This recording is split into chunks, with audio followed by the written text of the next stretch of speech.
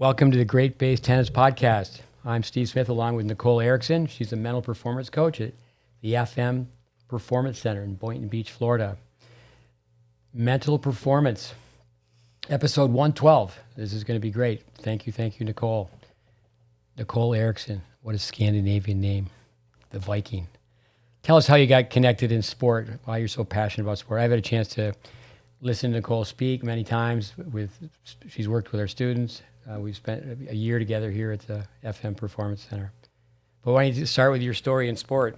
Yeah. So first off, thank you for having me. I'm really excited to be here. Yeah. So my family has always been a sports family. I mean, from the day that we could pick up a ball, run around, we were doing that. So I've always been in sports. In about middle school, I would always change sports. I did gymnastics, taekwondo, wakeboarding, water skiing. You name it, I was constantly changing. I couldn't find something that I wanted to stick with. I tried tennis a little bit, golf, and in middle school I decided I was going to try out for a sport every season. Yeah, and winter came and I tried out for basketball, and I had no idea what I was doing, but I made the team as an alternate, and I was the only one. He chose 3 alternates, and I was the only one that came back and came to practice, and he ended up putting me on the team. So, and that was it. Basketball was life. And so I played, and that's all I dreamed of was playing basketball. It was life. I eat, slept, like everything I did, basketball. And I wanted to play in college, wanted to play professionally. And in high school, had 2 really bad injuries, 2 ACL tears, one my sophomore year, one going into my senior year, and that's when I made a big decision my senior year to either just play sports for fun or try to continue to play competitively, and I chose to stop playing competitively, went to Florida State, and that's when I found sports psychology. I was like, this is it. This is my new calling. Oh, that's great. I just went through a course you put together. I mean, so many things where we go from A to Z, but in overview, why don't you just start with the beginning of that course? I think it's very clean, very simple. I think it'd be great for anybody in any sport, right across the board, with parents as well. Mm-hmm, definitely. Parent and child to go through the course together. But why don't you just maybe pick a chapter from that? One I have in my mind from that course is breathing. I always tell tennis players, you can't let the athlete out if you don't breathe. The opposite of breathing is choking. Mm-hmm. And, then we connected with brain typing. We have some that are screeching and making too much noise, some that only breathe on their forehand, some that only breathe when they're winning. Like they breathe at the baseline but not the net. Yeah. But why don't you get started? We can just go on. I have so many questions on mental performance. Yeah, definitely. The course really the purpose of it was to provide a foundation to all athletes. That was the goal of it, right? And so I went over some really great material in there that gives you, again, that base for mental performance.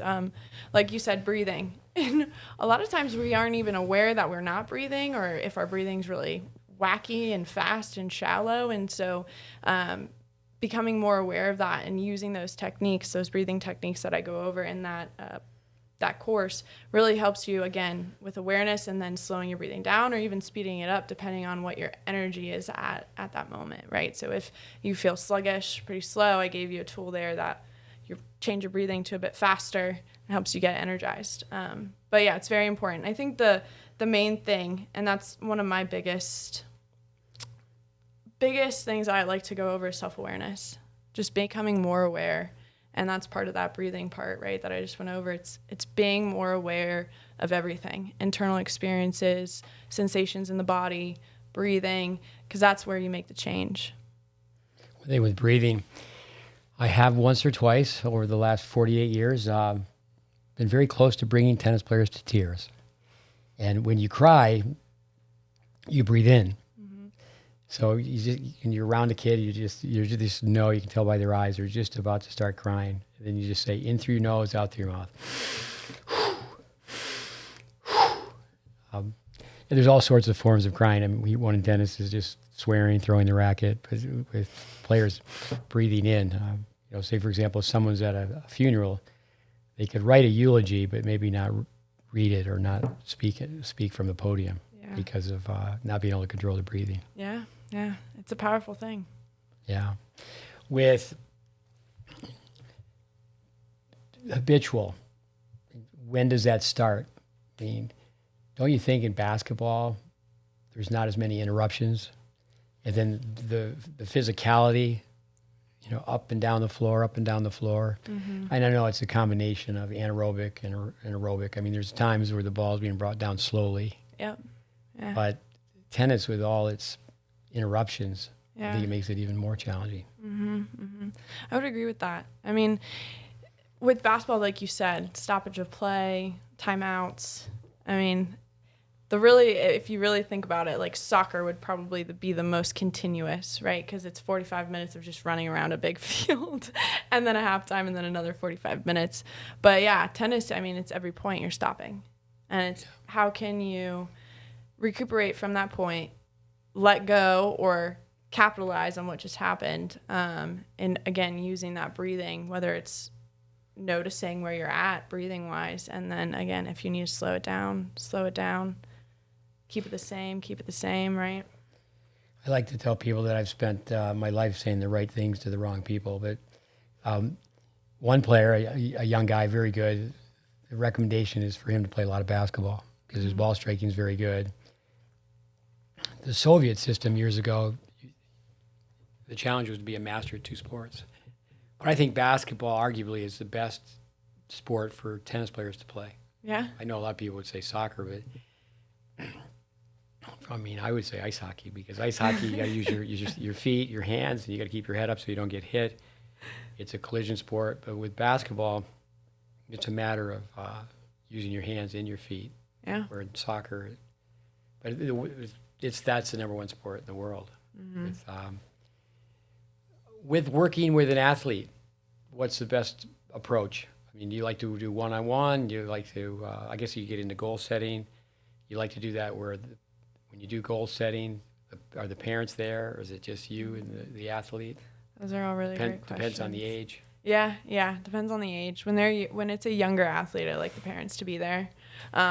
But any youth athlete that I work with, I keep the parents in the loop especially if they're wanting to. Like I have some parents that are especially they're older athletes, but they are completely hands off. They just want right? But they're usually like juniors, seniors, so they're going to be off on their own anyway soon enough. As far as individual or teamwork, I really enjoy them both because the teamwork or the group setting, so even if it's an individual sport and you're working with a group, it provides a space where athletes are able to share and recognize that the things that they go through on the court is not abnormal just to them, right? That they're not crazy because a lot of their opponents, teammates are experiencing those same things. So there's a lot of normalization and validation of internal and external experiences that they're going through. Because a lot of times I get people sit in front of me and, yeah, I'm crazy, I'm a head case. And I'm like, actually, you're not. A lot of us go through these similar things, right? And so the group setting provides that and it's really, it's nice to have that. Whereas the individual settings, it's a little bit more personal, where they can share a bit more, where they may not feel as comfortable in a group. And it's really specific to them. So we're able to dive deeper into things that they may be experiencing, beliefs, stories that they tell themselves, emotions that they feel, and what they feel when they're feeling those emotions, things like that, which is also very helpful. So I really enjoy both. With basketball, yeah. I mean, it's such an inexpensive sport to play. Mm-hmm. And then also it's a playground sport. People one they'll have a basket in their driveway. Yep. Trash talking, not so much trash talking in tennis. Aren't there a lot less parents hanging around basketball practice and tennis practice? From just, yes. Yeah, I would agree with that for sure. From growing up, the parents would drop us off and leave. And you wouldn't see them until practice was over. Most of the time, they wouldn't even come in the gym. We would just walk out, and they'd be waiting for us in the parking lot. You're actually sitting in front of this old chair. It's 50 plus years old. Vic Braden, ABD, all but dissertation. So he didn't pursue his PhD. He's a psychologist, a child psychologist, and he had a TV show. It was a short-run series on ESPN called Vic's Vacant Lot. Yeah. It was about because he was turned down it was UCLA, and he wanted to prove that you could help a kid more through sport than you could, the typical image of going to see the shrink and you lay down on the couch and he was turned down. So he turned his back on academia. But what comes to your mind when you think of, and I have had tennis players, okay, we're going to go to this park. There's 3 of you. You're going to hang in here. You're going to play basketball. You're going to get beat, and you got to sit and watch until you get to play again and get beat. Yeah. What are your thoughts on basketball, being different in that regard? It's a big difference, right? Because as a tennis player, you're playing every tournament. You get at least one, and then if you don't win, you go to consolation. You get like 2 more, right? Whereas basketball, you don't even know if you're gonna get minutes, right? You practice all week, and you might not get any minutes in a tournament. So it is different, but I think for me, that taught me when I was younger, hard work. Like you have to earn what you have, right? And what you get. Whereas, there's aspects in tennis where you learn that as well, right? But that's just the difference between the 2 sports and how basketball teaches that. And it's tough. It's tough to sit. It's tough to get pulled out. That was my coach when I was younger. So part of the reason why I got into sports psychology is because not only my injuries, but I was very hard on myself. If I made a mistake, I would beat myself up. I would get stuck in the past, and it would put me out like 3 or 4 plays because, like you said, basketball is up and down, up and down. Like you don't have time to pout or act out because you'll miss the plays. And so my travel coach, he didn't even have to yell at me. I would make a mistake, and I knew it too. I'd make a mistake, and I'd look over at him, and he'd already have a sub waiting for me. And I'd walk over, when the stop happened, I'd switch out. He wouldn't talk to me. I would just go sit at the end of the bench, and he knew he didn't need to yell at me because I was beating myself up enough. So I'm going to add that word to my vocabulary, powdered. Put on the powder. With the politics of team sports, first of all, with team sports, we say the kids learn at a faster rate because there's a connection between the bench and the brain. Mm-hmm. It's unfair, though, the politics of it. In tennis, obviously there's politics, but you get to play. Yeah. The Rod Laver comment, I'll let my racket do the talking. It may not be the highest level that a player wants to get into, but they're getting to play. Mm-hmm. And there's nobody pulling them out. Yeah. To digress, I once had a basketball coach say that they thought tennis was so tough because they couldn't pull you out and sit you down for a minute and talk to you and say, hey, you just got to do a couple of things differently. You're out there and there's no coaching. Mm-hmm. They're trying more and more to bring that in, but with that actually, that expression, anything doesn't kill you makes you stronger. But with your experiences, I know you're working with teams now. Yeah. Don't you think that makes someone stronger where they're on the bench and sometimes they're not deserving of being on the bench? Especially in really young kid sports where the parent's a coach and the parent's kid's going to be in the starting 5 or whatever sport it may be. Oh, yeah, definitely. And it does. And it's a really great learning experience, really. So I worked for this, it was called Positive Coaching Alliance. It's a non-for-profit up in Tampa. And that's kind of, I was happy, I was lucky to have that opportunity because it was great on my resume getting into grad school, right? And their whole thing was better athletes, better people. So similar to to this coach here, right? Because sport teaches you. And that right there, right? Even though you've put in the work and you may deserve to be on the court, that doesn't guarantee that you're going to start or you're going to get minutes, right? Back up if you would. What was the name of that organization in Tampa? Positive Coaching Alliance, PCA. And how does that work? How do they operate? So every chapter is different, and they have like a few in They have quite a few all around the states. The chapter in Tampa, what they do is they go into the high schools in the county, and they present once a month to 50 selected athletes and teach them about emotional intelligence, leadership, bowling and social media, all those topics. So it's around character development and also mental performance. And the whole idea is by going into those high schools and teaching this sort of stuff, then the athletes go out and they show it in the classroom, right? So it's not just on the court or on the field. And so then it's teaching the other kids as well, hey, like, we got to not bully, we got to be appropriate and respectful on social media, emotional intelligence. I understand my emotions. I understand yours, stuff like that. So it was a really great opportunity. But again, so going back to that, right, their whole thing was showing that sports in general teach life skills, right? So just if I were, working at a job for a corporate company or something, if I hit all my numbers and I was doing the best job I could, that doesn't mean I'm going to get promoted, right? Or if I have everything on my resume and I apply to a job and I get an interview, it doesn't mean I'm going to get the job, right? So I think that right there, it is a great lesson, because you can put in all the work, but you can't control the result. It's an interesting conversation I have with people as far as they complete undergrad and then to work and then go to grad school. Yeah. That's what you did. So it was an internship. So I did not, yeah. But I know some people that took a gap year and worked and then went to grad school. Florida State, I think when you walk around a place like Florida State, it's like an Olympic village. It is. I mean, it's big time sports. It is. It's awesome. It's a really great place. I was amazed. So again, once I decided sports psychology, I did everything I could to put me in the best position to get into a grad school. And so my senior year, I had the opportunity to work as a manager for FSU women's basketball. The facilities, like, you cannot believe it.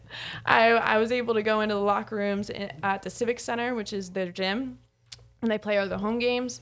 They have a separate facility, the training facility, boys and girls locker rooms, the girls. I mean, it was insane. It was amazing. Yeah, no, I mean, you have to thank football for that. Yeah. That is fair. That is fair. Especially before I came too. It was we had a really great football team. We're looking good this year too, so I'm pumped about that. I was in Tampa for 15 years, and we used to take kids to Gainesville because Tallahassee's a much longer trip. And yeah. The swamp, that football stadium they have is just huge. At Florida State, isn't there like one mental performance coach for like every two teams, or maybe some teams have their own? How does that work? Yeah, at Florida State, so they actually have a sports psychology program. They're a master's program, graduate program, and so some of the PhD students work with some of the teams. I believe some of the master students work with some of the club teams, so like club lacrosse, the circus. And then I think, if I remember correctly, football would use some of the professors, I think at the time, but then they may have branched out on their own as well. And a lot of those big schools, it really just depends. But now a lot of the colleges are making sure they have a sports psychologist on staff, if not a team. So like Clemson has that, Auburn has that. Like FAU, they just hired 2 more sports psychologists, so counselors in training, trying to get licensure for the athletics down there. So FAU and Boca next door, Florida Atlantic, and you've done work with their teams? Yes, I have, which is really, it's been awesome work there. Mm-hmm. Can you tell a freshman when you start to speak to the group? I've done many things traveling as a clinician coach, and I tease and I go, okay, I'm going to pick out who the freshmen are. Yeah, I've never tried that. I think it's quite interesting in college sports. A lot of times the sophomores are treating the freshmen like they're a coach. I mean, everybody's the big brother, big sister. Yeah. Freshmen come in. Yeah. And I think they're overall clueless from the transition from, actually in Sports Illustrated years ago, Tom Brady, there was an article, and he was interviewed throughout the article that every step up, you're a rookie all over again. You go from junior high football to freshman football to JV football to varsity to college and then the pros. Yeah. Now he's 45 years old, so can you imagine he's been playing, excuse me, in the NFL since, perhaps there's a chance that he was in the NFL before some of his teammates were born. Yeah. Yeah. I've never thought of that either. That's, yeah. With one-on-one versus team. Yeah. But still at, say, at Florida State or in these powerhouses, they'd still do both, right? Definitely are doing both. Yeah. Yeah. Definitely both. Because you want that. If you're working with a group, you definitely want that opportunity. If it's not with the mental performance coach, you definitely want it with that the sports psychologist on staff. But with that, you want to make sure the mental performance coach and the sports psychologist are on the same page with what they're teaching. I've coached so many tennis players that have played college tennis, and I just know from experience, many of them, when they had a chance, obviously coaching is a human relationship, and they start to talk to the person who's in the corner for mental performance, and they confide in that person. And a lot of times what they're doing is, unfortunately, knock on wood, is they're putting on the table how many things are wrong with the coach or the coaches. That's not so easy, huh? No, that's not. And that's something that you may encounter during group sessions too, when the team starts, talking about the cliques or the, all the problems going on amongst the teammates, right? But at the end of the day, they're all a team. And so it's working, making sure when you're meeting with that individual or meeting with that group, making sure that everyone and what they're doing, right? How can we make it work? How can no one's a bad guy, right? Unless it's like something where it is bad, right? Then that needs to be reported. But other than that, it's okay. This is what you're working with. How can we make it work, right? Because at the end of the day, we can't control other people. Right. And you're going to learn from it. You always learn from it. And so, and really, most coaches, all coaches, right? Even some, again, unless it needs to be reported, but best intentions, right? That's like parents. All of them have good intentions, but it's learning how to work with that. And that's another really great lesson to learn, because in the future, when you're no longer playing, you're going to have a boss. Yeah, not always a good boss. Yeah. So it's figuring out how to work with that and making the most of it.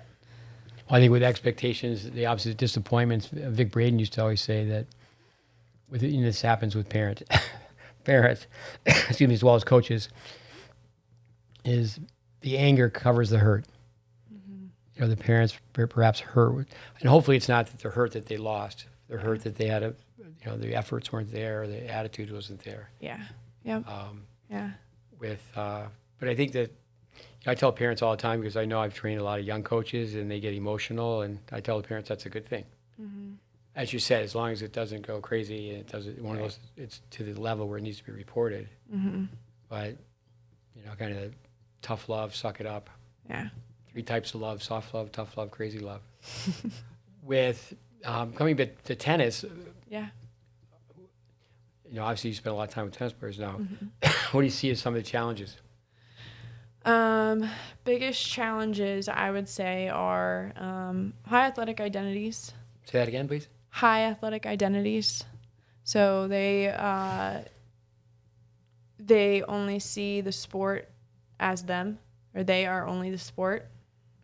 And that can be troublesome, especially with the amount of training that they do too. Because what starts to happen is their worth will start to be tied to their results. And that's when you start to see a downfall. And that can also lead to burnout, which is not fun. The other one that I see a lot or hear a lot is, and this I found so fascinating because I couldn't wrap my head around it at first, but because at basketball it was the total opposite. But what I hear a lot in tennis is, when I play someone that is worse than me, there's a lot more nerves and a lot more fear because they're supposed to beat them. But when I play someone better than me, it's all I'm feel calm. I've heard you say it again. Can you say it again? Yeah. So when they're playing someone that isn't as good as them, so lower ranked, there's a lot more nerves and a lot more fear because they're supposed to beat that lower ranked individual, right?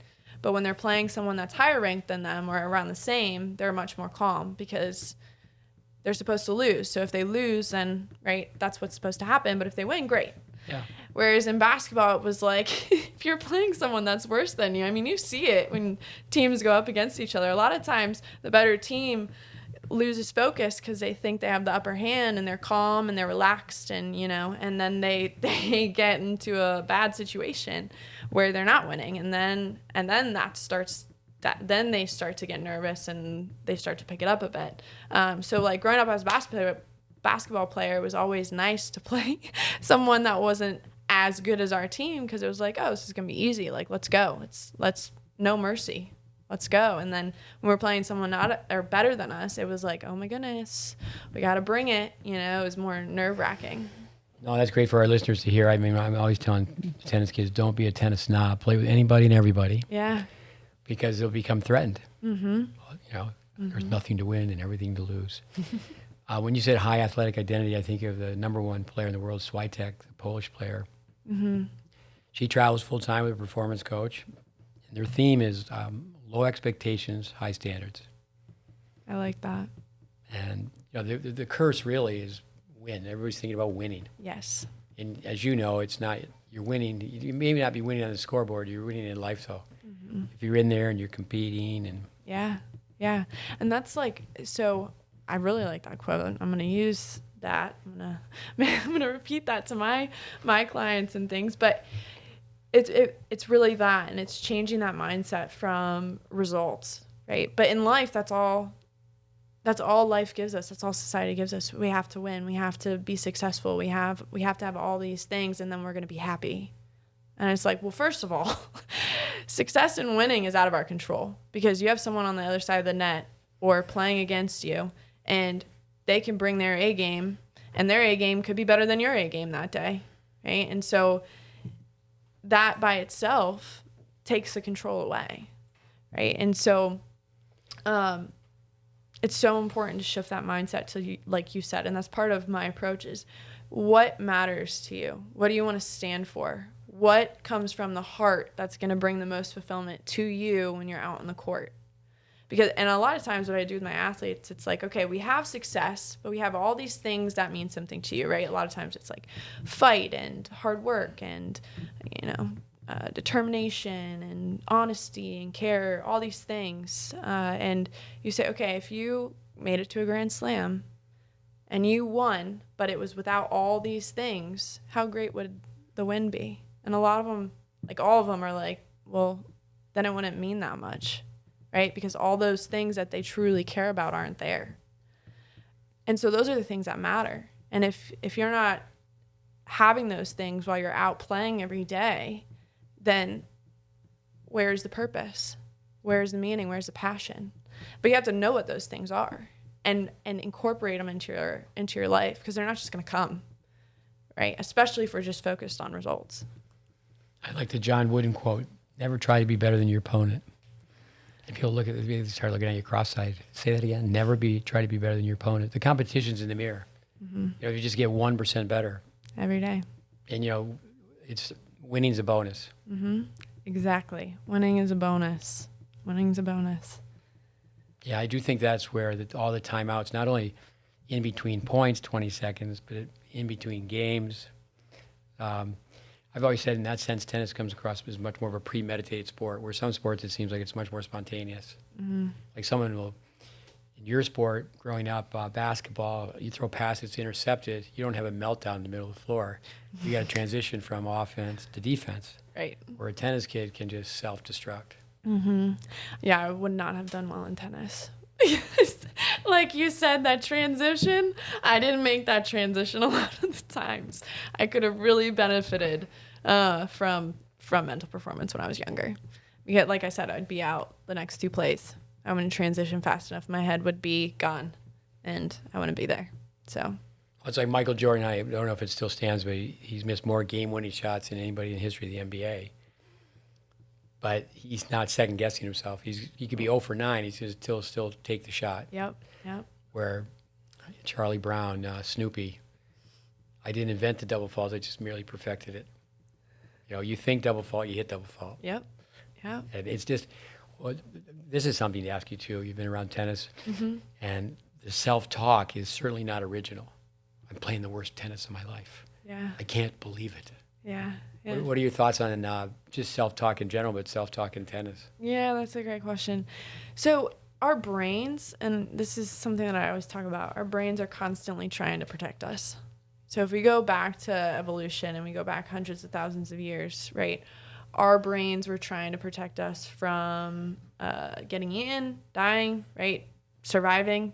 And so now we still have that caveman brain. And so when these things happen, like when bad situations occur and when we replay them, like double faulting, and then that keeps replaying in our heads the next time we're up to serve, right?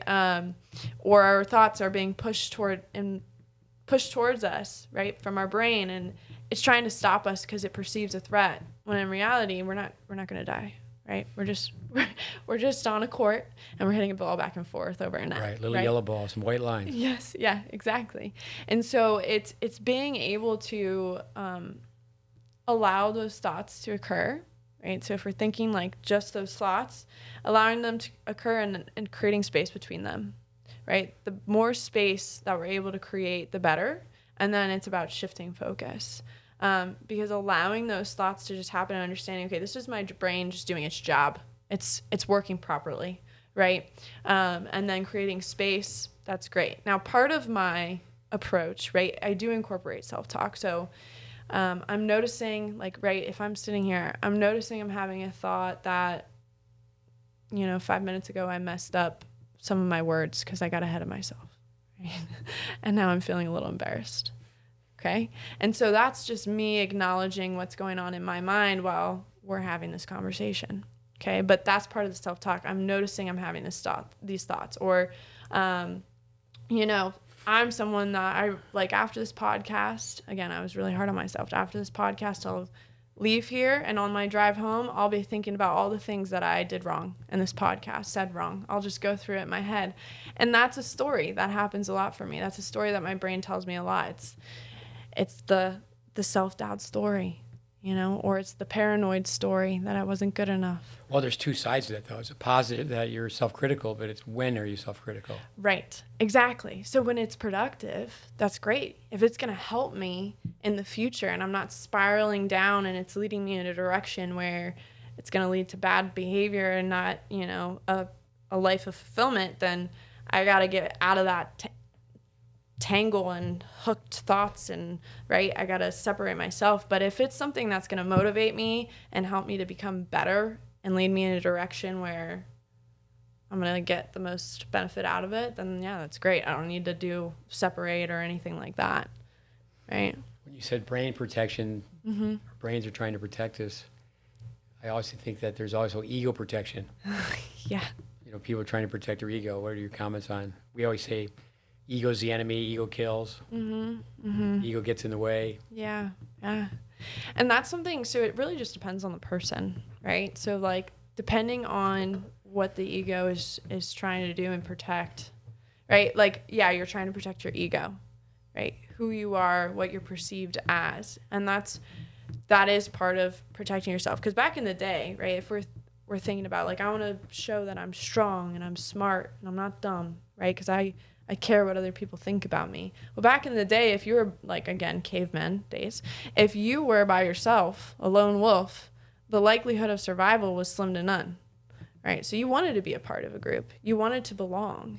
And if you're not belonging, then that's not good. So, and those same things occur today. So we want to protect ourselves and how good we look to other people because we want to be a part of the group. And so that's just another story that our brain tells us on the daily, right? Because again, we we want to be confident. We want to be perceived as strong and worthy and belong. That sense of belonging. In tennis in America, it's quite difficult. I mean, from coast to coast, east to west, it's 3,000 miles. Yeah. And I spent a lot of time in different countries. I think of being in Sweden. And both my boys spent time in Sweden. My son Connor, for example, Yeah. Edberg's hanging around at practice.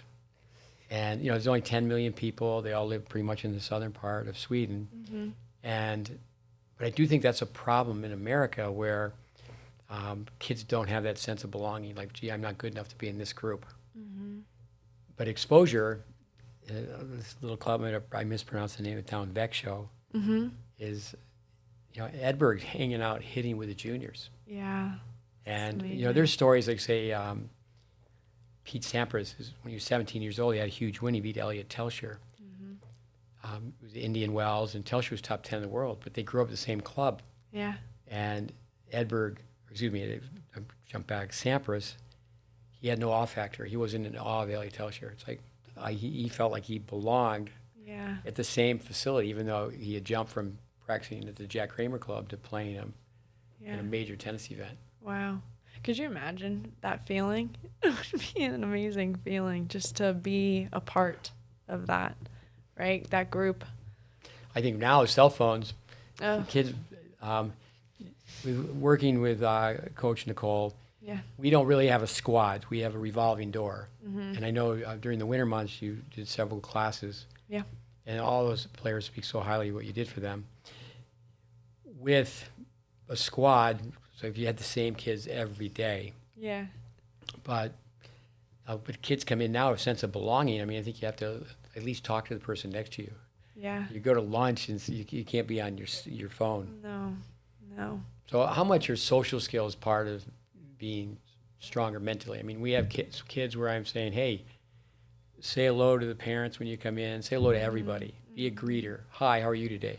Right. And it used to be, like, I would never call a parent by their first name. It was it was a Mr. and Mrs. It was always, hi, Mrs. Alberg, how are you today? Yeah. And that's gone away. Oh, yeah. It has. But the social skills, how does that tie in with mental performance? I mean, I think it definitely does, right? Like you said, belonging. In order to, you got to talk to people. You got to interact. And like you said, the further technology progresses, the less social interactions we have.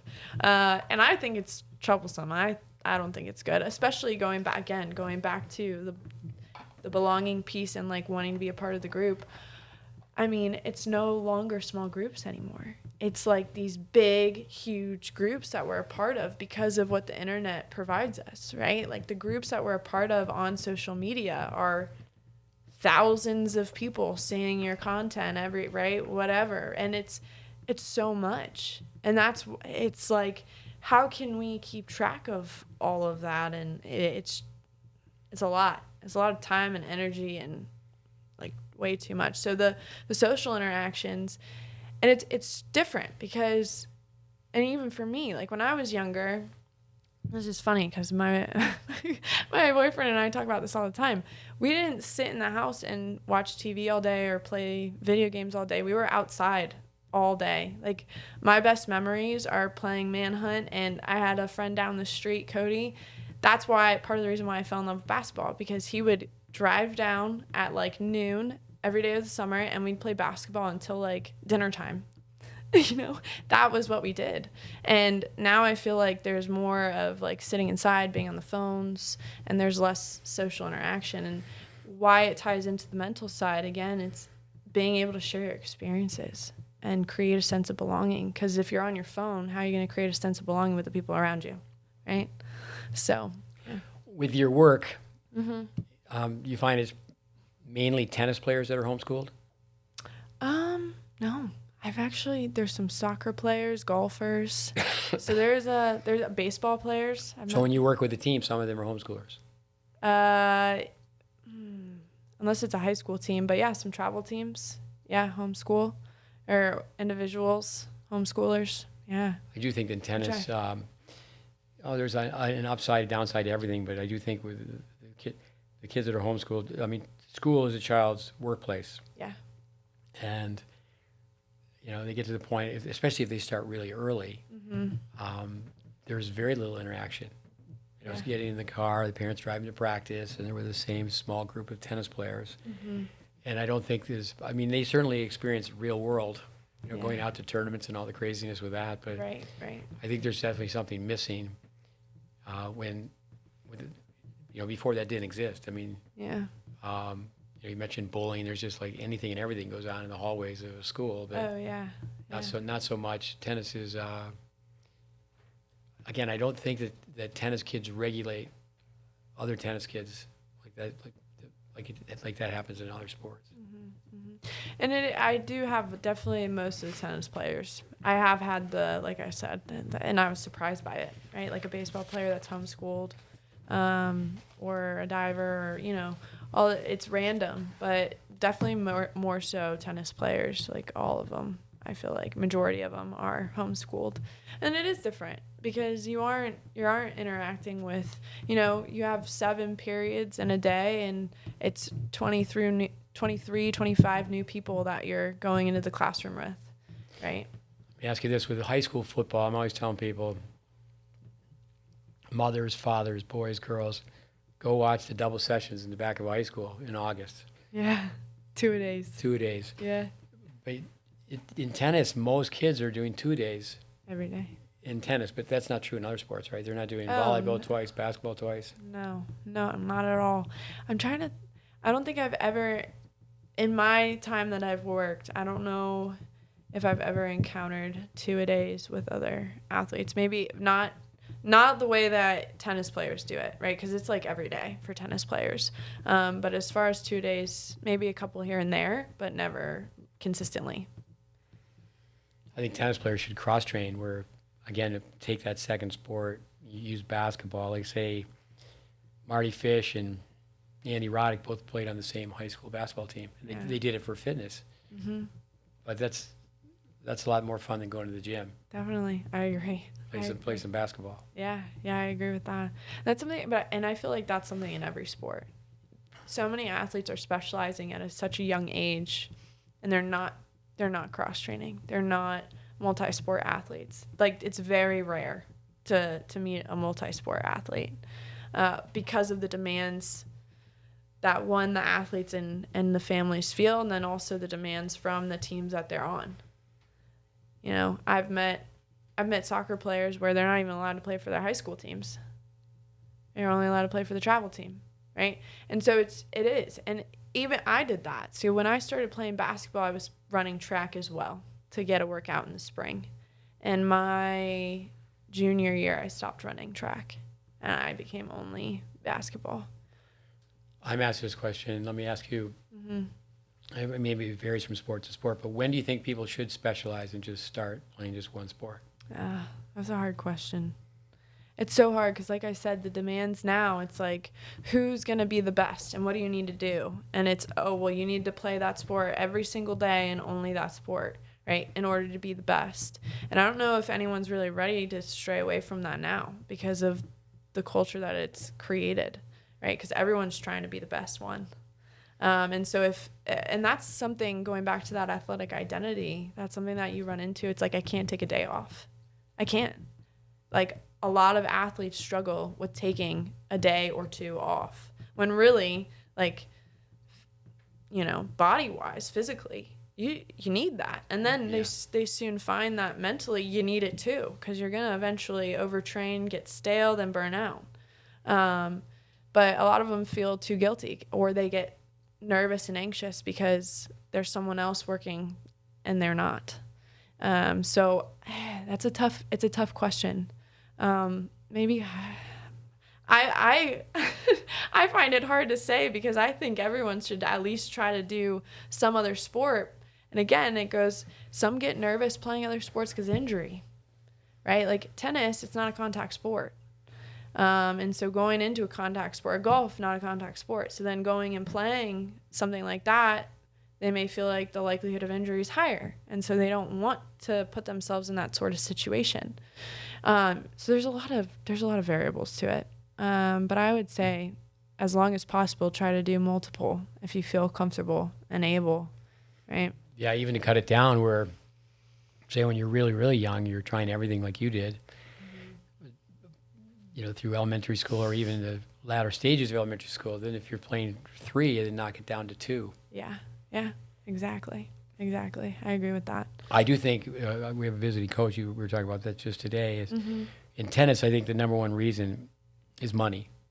That a teaching pro, for example, let's have the 5-year-old, 6-year-old come out every day instead of saying, no, let's just teach you technique and then go play basketball, go play soccer, go become an athlete. Yeah. But at a very early age, you used to start off with, you use the word foundation, is to have a technical foundation in tennis. Right. So many people come to us, they're 14, 15 years old, and it's almost like we have to take them back to the beginning. Yeah. And that's something that you touched on, right? And I think this also goes in part with the technology stuff, but if you're outside playing all day, whether it's catching a football or running around and kicking a ball or playing kick, whatever it is, right? You gain a different coordination. You're using different muscles, right? So going back to what you just said, the technical foundation, right? The physical coordination foundation is so important. So yeah, I agree with you on that one. The basketball coach, Coach K, I can't really pronounce his name, Krzyzewski? Oh, I don't know. Coach K. With Coach K. With Coach K's easier.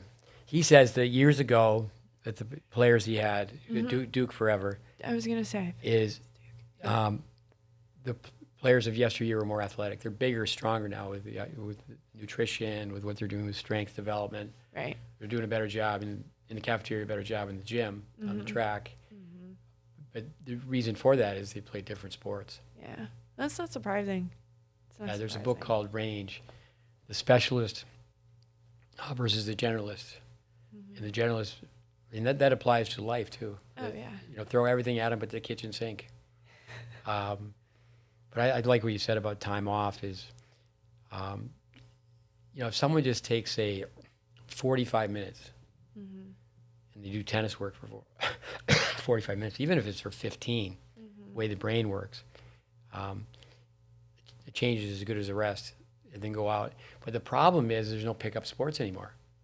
There's, you don't drive through neighborhoods and seeing kids play pickup sports. No, you don't. And it's crazy. It's strange. It's strange because, I just remember when I was younger just running around my neighborhood with all the neighborhood kids, and we were just outside and playing a bunch of different sports, whatever we could find, Well, all these athletes you work from other sports, they just practice once a day, for the most part. For the most part, yeah. For the most part. Yeah. Especially the ones that go to school, right? Like you said, when you're homeschooling, you have that flexibility but when you're at school, you show up at 7:30 and you're done around 2 or 3, and then you also have homework and a few hours of practice. So. Oh, we definitely do 2 days. A lot of it, players are coming in for a short visit, a couple weeks, couple months, and with that, it's not always run and gun. And I know that's a basketball term, but we're not always just drilling and feeding balls and playing points. As they go slow, and we have video work and classroom work. It's mental toughness. Yeah. Mind vitamins for mental toughness. Vince Lombardi. When the going gets tough, the tough get going. This week, the hurricane in Florida. There's so many examples in life. Yeah. And I do think that's something that in tennis, the disease affluenza, the parents are affluent and everything's paid for, everything's easy. It's like they have their own chauffeur. I always, when I go into the coffee shop, Panera, I always, I find myself, because they have great internet, go there, in between practices or at a tournament and say, okay, the kid's on the other side of the counter in the real world. But with other sports, do you find that there's entitlement like there is in tennis? Like they just deserve this life? A mixture, I would say. A mixture. And it just depends, It just depends on their situations and, but a lot of times I just feel like they're trying to find their way, trying to make sense of it all, and that's just how they make sense of it. It's not right or wrong, but it's, hey, how can we make sense of this? How can we be the person that you want to be? And maybe that isn't the entitlement but that's just what they perceive it as. I should remember the name of this woman, but years ago, it was a USPTA Tennis Advantage article. Conscientious neglect. The parents shouldn't be climbing the fence. They shouldn't be pacing back and forth and chanting commands to their player. But conscientious neglect, you really care, but you kind of play that game where you're the furthest parent from the fence. Yeah. And how much does your work where you get involved with coaching the parent? I mean, we asked the question, actually it was Dave Anderson, we asked Jim Lair, who you and I have talked about. Yeah. Anderson's question was, who needs more mental training, the parent or the player? And that obviously it's not an answer that goes straight across the board. But Yeah. what are your thoughts on dealing with parents? So my perspective on parents is investment and awareness. And they only know what they know, right? And so going back to, you mentioned expectations earlier. Communication and expectations. I heard that earlier today, and it really stuck with me. But they have so much investment into their child, and it's because they want what's best for their child, right? Most of the time, they just want their child to be successful and be happy and become this great adult human being. But with that investment, like our society teaches us, when we invest, we want result, right? We want result. And so as parents, becoming more aware of, hey, this is my investment, but what do I really want for my child out of this sport? And that can be a tough conversation. And it takes time, just like it takes time with athletes to see things, right? And it's if they want to see those things and make changes with those things. A lot of the parents that I do have where they bring their athletes in, they want to learn. They're like, anything that you can give me to help me be a better parent for my child, please work with me on that and tell me what I can do. And it's a touchy subject, but it kind of goes back to your coach question. It's investment and time and money and wanting best for the team, wanting best for your child, and it's how are you executing that, becoming more aware, understanding what your expectations are, and then how are you communicating those things? What is your feedback? In the investment, the return is not the win now. I mean, it's not instant coffee. Mm-hmm. It takes time, and not everyone has the same learning progression. Right. Yeah. But we all want instant coffee. Going back, because that's what we get every day, all day nowadays. Instant. Well, the parents, they are the number one fan, number two fan. Yeah. And fan is short for fanatical. Parents, obviously, they want to talk about their kid. Yeah. They'll talk about their kid all day. All day. In tennis, we have the UTR. It's really not a rating. It would be a rating if we had UTR 9, UTR 10, UTR 11, but if you have 9.2 and 9.3, it becomes a ranking. Mm-hmm. And I know parents that, some of the dads, for example, they used to look at the stock market every minute, and now they just look at every kid's UTR and who played this weekend and where were they, what was the score, and I just shake my head. But some of those things it didn't exist before. Mm-hmm. I really feel bad for young kids because a coach can just push a few buttons on a computer, mm-hmm. and they know how the kid did match by match, how the kid did in his sixth grade. Yeah. Yeah. For the kids, we also want to tell them that they also know that if you didn't play the backdraw, you didn't play the consolation. Mm-hmm. How many times were you injured and couldn't play the backdraw? Mm-hmm. But Well, pressure is a very interesting thing, and I think that's obviously your line of work is you can't eliminate it, but you want to reduce it. So what I say is you build up the capacity to handle pressure, to take it on, kind of like resistance training in the gym. So the more that you lift, the stronger you are, or like, endurance on the court, right? You strain yourself, you stress yourself in order to last longer than the opponent. And so I see it, I view it as building up the capacity to handle as much pressure as possible. And how can we do that, right? So diving deep into those anxieties, into those worries, and really bringing them to the forefront and saying, okay, when we bring them out, let's handle it. Because in that moment where, the dream, you're at the Grand Slam for the first time in the finals, or you're playing in front of a bunch of college coaches, there's no stopping those pressures for coming full force for you. And you got to be prepared to take it on. And at times reducing it does help short term, but long term is the question. Does it help long term? And so I do the opposite. I help athletes take on as much pressure as possible. Like Lee Trevino, the golfer, he said, well, no, he had to make a putt that was worth $100,000. He says, that's not pressure. I used to play people for $10 and not have any money in my pocket. That was pressure. That was pressure. With pressure, there is peer pressure. There is parental pressure, coaching pressure everywhere. But in the end, I tell people self-inflicted pressure. But I like what you said about it builds up. I tell so many of these young tennis players, they want to play college tennis. Yeah. And they really haven't, the parents too, they haven't seen college tennis matches. Yeah, they want to play college tennis, but they haven't seen college tennis matches.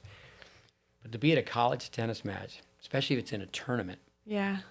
And it's 3-all, only one match left on the court. That is, it's a moment. Your team wins. Yeah. And they go, say, to the quarterfinals. Yeah. And it's such a big stage. Yeah. And then if they're freaking out and it's a local yokel 10 and under tournament, it's only the 4th tournament they're playing. Yeah. And it's just the beginning of a long, long journey. Right. But it's that experience that helps with, building up the capacity to handle it. And that's what you hear with the, like the Roger Federer, Rafael Nadal, Djokovic.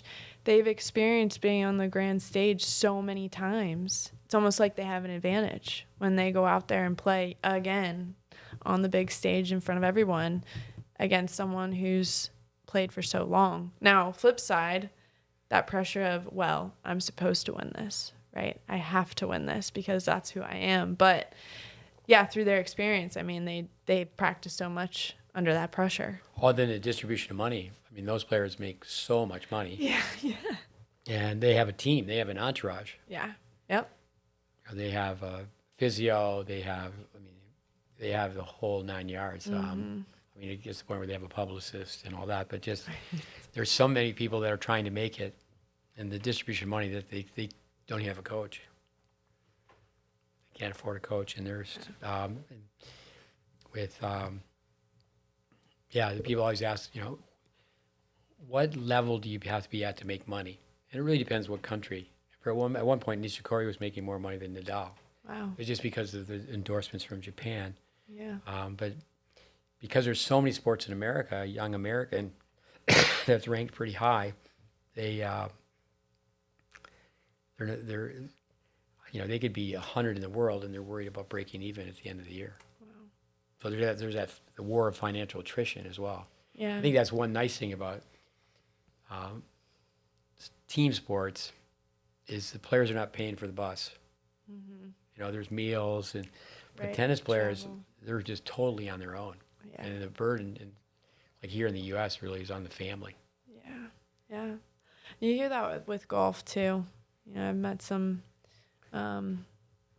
amateur golfers trying to make it, and that's similar situations, just trying to make it, trying to get their dream, and it's tough when you're on your own, right? I like to listen to commencement speeches. The naval commander who first thing you do is you make your bed, and then there's a sense of accomplishment. Now there's a book, Make Your Bed, and all those little things. Did you make your bed? And when you find out stories behind the stories, the backstories are always more interesting. Is that people have been pressured to do their homework and show up on time and do the right things, and it has to start early. Yeah, I agree with that. And it goes back. So I had this one coach, my high school travel coach, and he was similar to how you coach, all about the technique, all about the fundamentals. The first hour because we would only have 2-hour practices 3 days a week, but he would preach fundamentals. First hour was stations, and every station was 3 minutes, and we were practicing the fundamentals of every skill, right? Different, I mean, I can remember, but he's the one, and then, he'd say, you have to go home and you practice this, like what you said, 45 minutes a day. You run 1 to 2 miles, you do your ball handling drills, you do your form shooting, you do your shooting, then you're done. Like, you have to do it. You have to, right? Like, that's how you build the foundation. That's how you get better. And so I really resonate with you when you talk about your coaching, because it just reminds me of him. And that's really what, my hard work back then was. But yeah, starting at a young age, I think some of these parents that are getting into the mental performance coaching with their kids young, they're doing their kids a really great service, because they're starting those habits and learning young. And so when they encounter those challenges as they get older, they're going to have the skills in place to where it's muscle memory, right? Like, it's in the back of their hand, where they could just pull it out of their toolbox and say, oh yeah, here we go. Like, I know how to handle this. I have the tools, I have the skills. Circle this question around to basketball. Yeah. With John Wooden, late John Wooden. I have a film. I'd have to dig it out of my library, but he's teaching these UCLA blue chip recruits how to put their socks on so they won't get blisters. Yeah. And it's like, are we really watching this? I mean, I have the film, but that's what he put his players through. And he's got the best players in the country, and he's, okay, today we're going to teach you the chest pass. And they're looking around. But in the NBA, years ago in '92, people said that no other country will be competitive with the U.S. But I've been told that coaching has really improved around the world in basketball in other countries. Where in the NBA, do you follow that enough to have a comment on, is it so much different than, a lot of people say it's different than college basketball, and kind of like anything goes, and it's not so much team play. Yeah, I've had some conversations around it, and I watch here and there. They're more of like managers rather than like coaches, because the players are so experienced. They kind of just, they run the court, and the coach gives advice and things. I've heard that whole story. Well, I think that goes to pro tennis. Is the tennis player is the boss, not the coach. The tennis player is the boss. So, yeah. And in the NBA, I think these marquee players, it just seems to be where, and again, I know so little about the sport, but it just seems to be loosey-goosey. And I think the same thing in tennis is that the better someone becomes in tennis, the more coaches that are in their inner circle, the more people that talk to them. There's people, we call them merchants of flesh. They're at the tournaments and they're handing out business cards. Yeah. They want to coach the kids about to score. And I don't think it's so much the kid that changes, that the people around them change.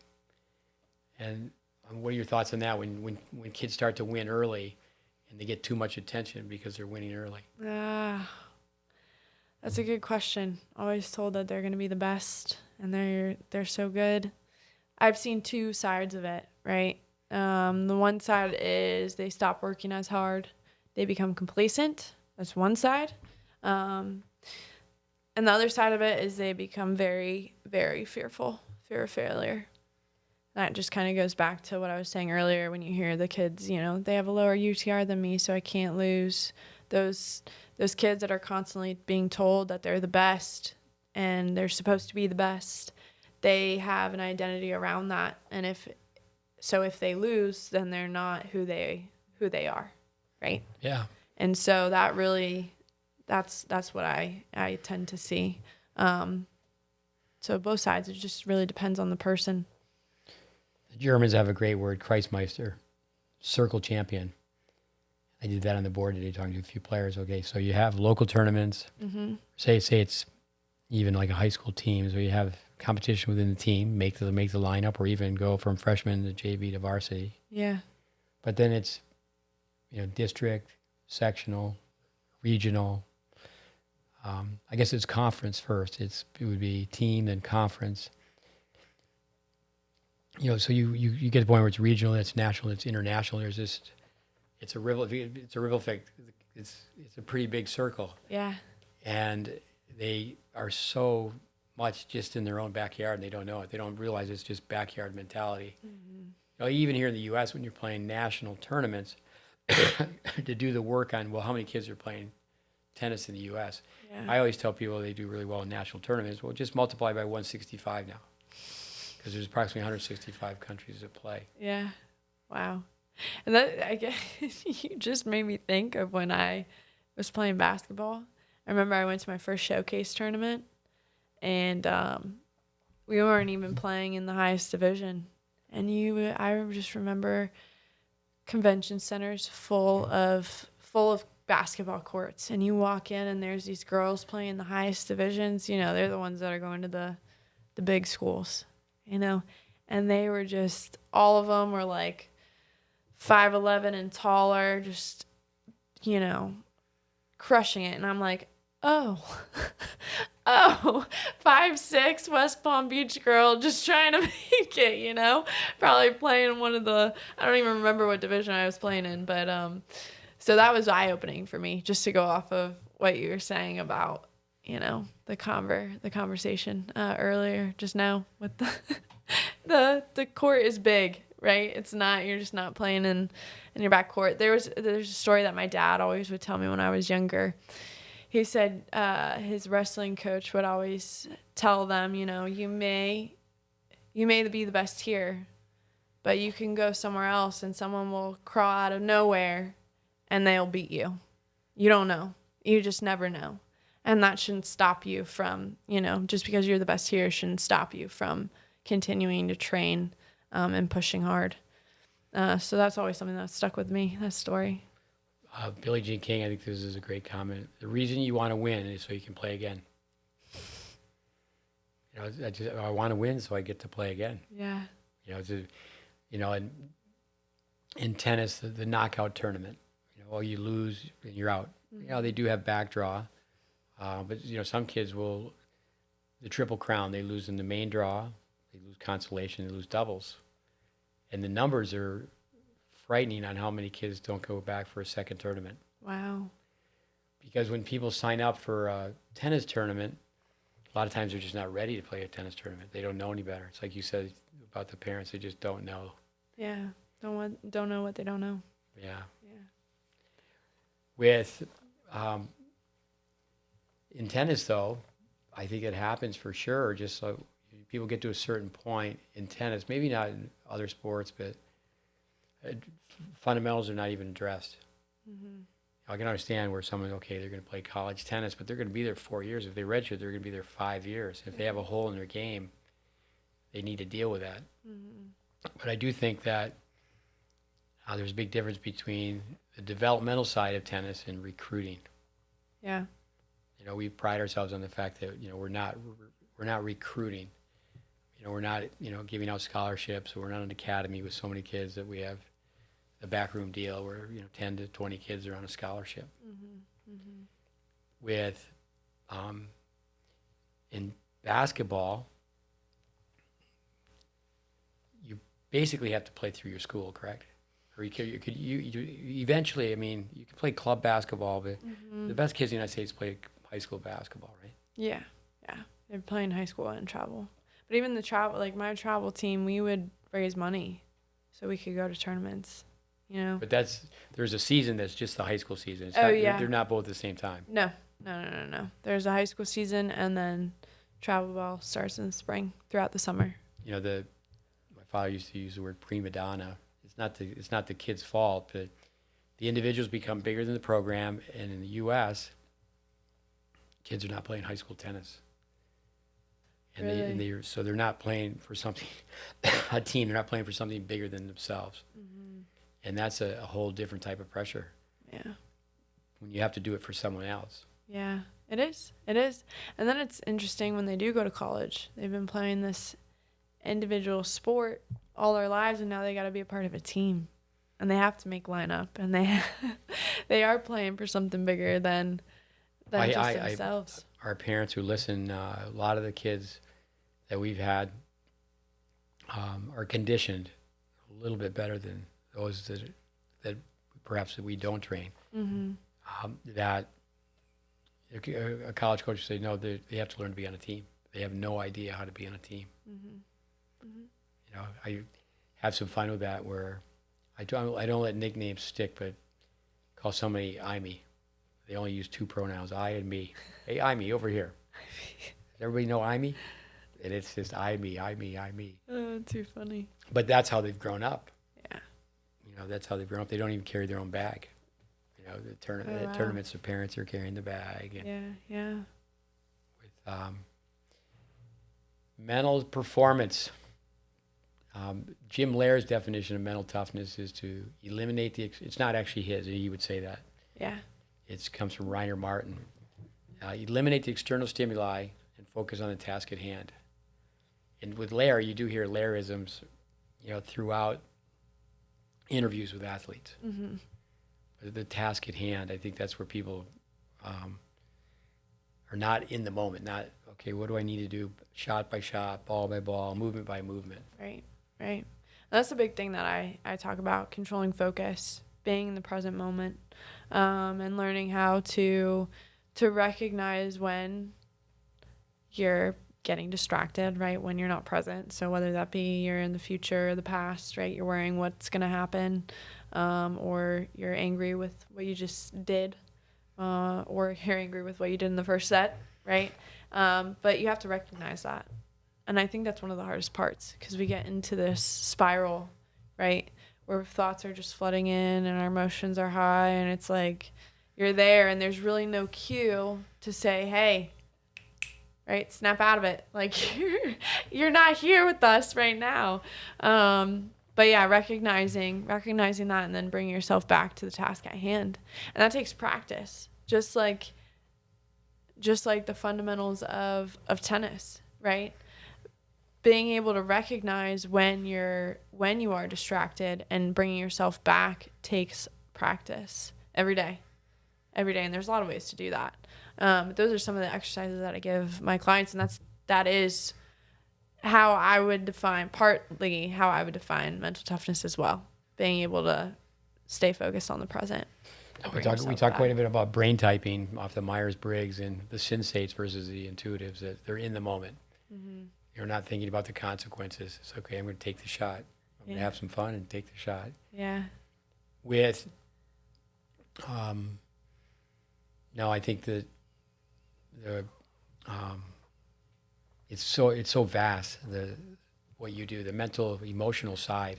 Yeah. I tell people that if you can't teach the mental, emotional, you know, we could sum it up, we just call it character. You know, if you can't teach character, you can't teach technique. Mm-hmm. Mm-hmm. You know, you have to, you know, so focus. You know, someone, Tim Galloway, you don't see someone in a movie, you know, it's a really good movie, they're absorbed, they're totally in the movie, and then they slap themselves on the thigh and say, go, come on, concentrate. Yeah. They're just drawn in. Yeah. Yep. Yeah. And I would agree with you. It is a vast concept. And even in the present moment, right? Like, we can get lost in the present sometimes. We don't know where to focus in the present. There's different areas within the present moment where we can focus. Well, and the present's gone. It's gone. Yeah, it's yeah, gone. Right, it's right, gone. right. So, and it's so fast. It's so fast too. Yeah, it is a very, I mean, there's so many different directions you can go with the mental side, right? And part of that, like, doing what matters, I feel like is like character, but it's what kind of character do you want to have? Do you want to stand for on the court, right? Do you want to be the guy that's slamming his or her racket, or do you want to be the person that is more collected, right? Do you want to be the fighter, right? Or do you want to be the person that gives up? And then, depending on how badly you want that, all right, well then let's work on it. How are we going to get there? Let's learn some skills, and then you got to practice them, right?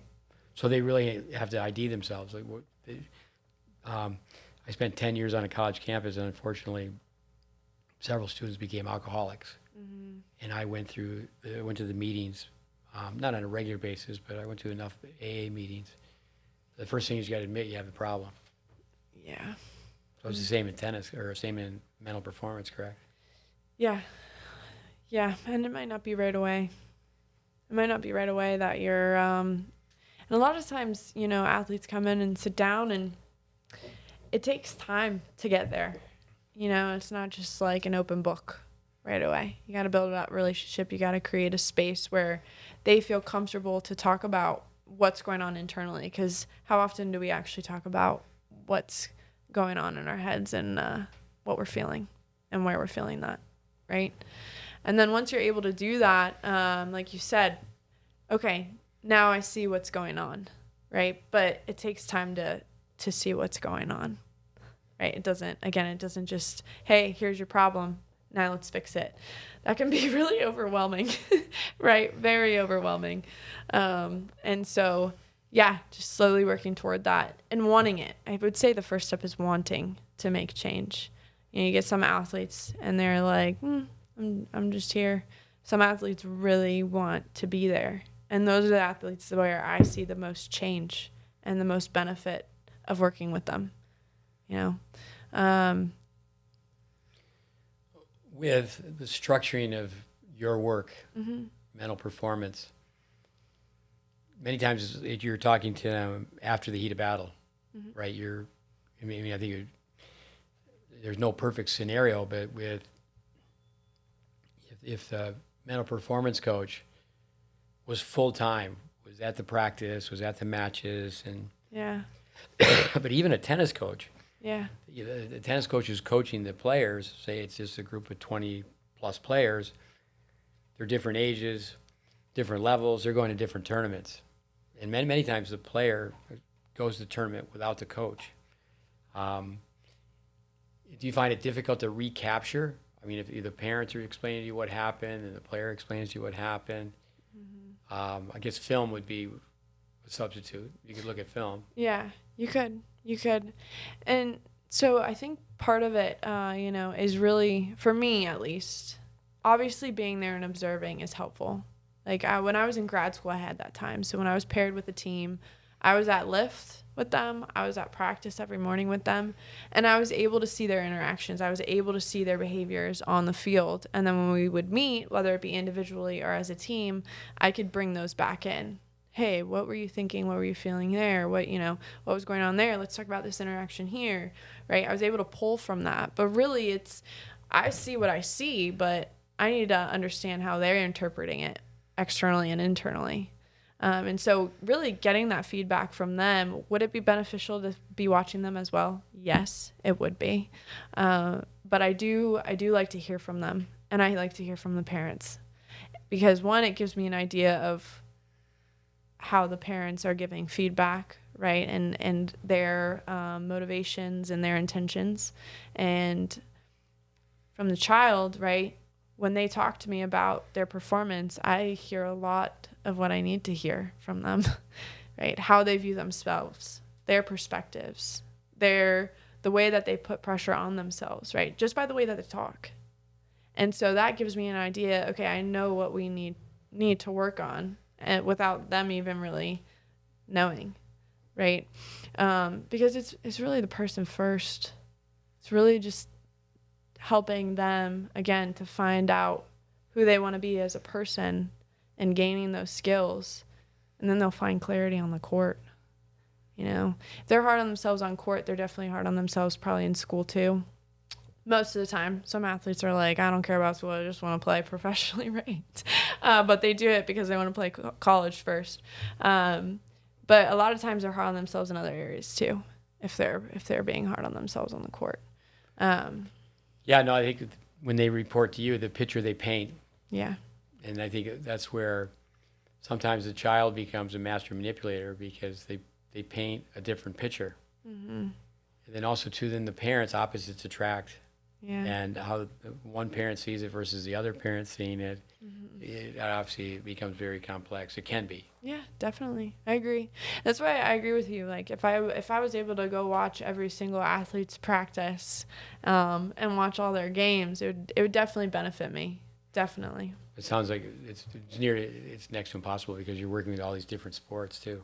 Yeah, it wouldn't be. But I could ask him for clips, Yeah. And I have had that before where, hey, can you watch this? I've gone and watched matches. And again, it's more so me saying, hey, what was going on there? I noticed this in the second set. How about with teams? Do you have intervention where everybody gets in the room like a family, and some of the older players may say, you ask, okay, let's have a report on how Sam played. Anybody have any comments on if you were coaching Sam? What did Sam do well? What did Sam not do so well? Let's get one from each. You get a positive and negative from each. Yeah. So that takes time to get to, right? Because at first you just want to make sure that they're comfortable with each other, because Okay. you don't really want to start any butting heads right off the bat. And if they're calling each other out right away, then we're doing the opposite of what we want to do. We want to bring them together, right? But once they reach that point, then yeah. And it's more so going back to that character and what's the purpose of the team, and how can we make ourselves each other better. Not necessarily going off their play, but more so that, were you being a team player? Did you, after you lost your match, did you grab your stuff and go over and watch your teammates, or did you go sit on the bench and sulk, right? Were you helping out your teammates right after? And so that's really more so where where we're like, okay, what are some of the positives and the negatives? It's more so based around the mentality and the attitude rather than the play. Sometimes when we do get into play, it's more so, how can we work better together as a team in doubles, singles. To be fair, that's more so. I've always stayed within the player, never critiquing each other on that playing wise. Yeah. In Europe, that's a big plus where the parents can go to the tournaments, but they don't go with their kid. Mm-hmm. The kid goes with the program. Yeah. And then if they lose, like you said, they stay and they help out. And but it's, so many times a player will lose and they just are ushered away right away. Yeah. Instead of saying, well, I lost, but I'm gonna get a chance to watch the person who beat me. Yeah. But they get in the car and they go. They leave. Yeah. Instead of being there for the day and say, okay, I'm going to be able to do this for my teammates, the people I'm training with. I guess in tennis, and again, I don't want to sound doom and gloom, but in junior tennis, that needs to be created. I don't think that junior players really feel like they have teammates. Mm-hmm. It's just them against the world. Yeah. Yeah. And that's not right either. Mm-mm. So yeah, tennis has its issues. Definitely. It has its hardships, challenges, just like every other one. We always say from Braden, if a ball comes out of a ball machine at 30 miles an hour and you change the racket face by 1 degree, the ball goes 6 feet further. In tennis, we say that we sum up the word psychology and feelings, but then there's avoidance. And it's amazing. A kid will have a weak backhand volley, and their whole game is built around that weakness where they don't go to the net for years and years. Mm-hmm. And but they find their comfort zone. Yeah. And then it's like, well, we have to break that comfort zone. Yeah. And they're hardwired if they've been playing several years. And it's like, this is because I feel like I could squeak by and win with this. They're not thinking in those terms. They're thinking more of a fantasy. I'm going to go straight to the top. Yeah.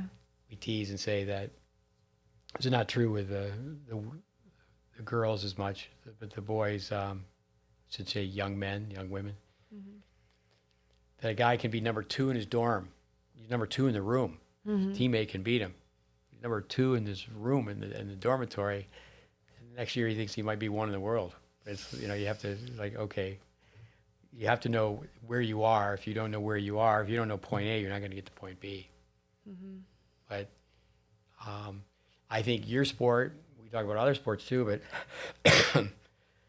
the kid's in the driveway shooting hoops, and the ball goes in the hoop. Time after time after time, you're doing something right. Yeah, yeah. And you're measured by your shot.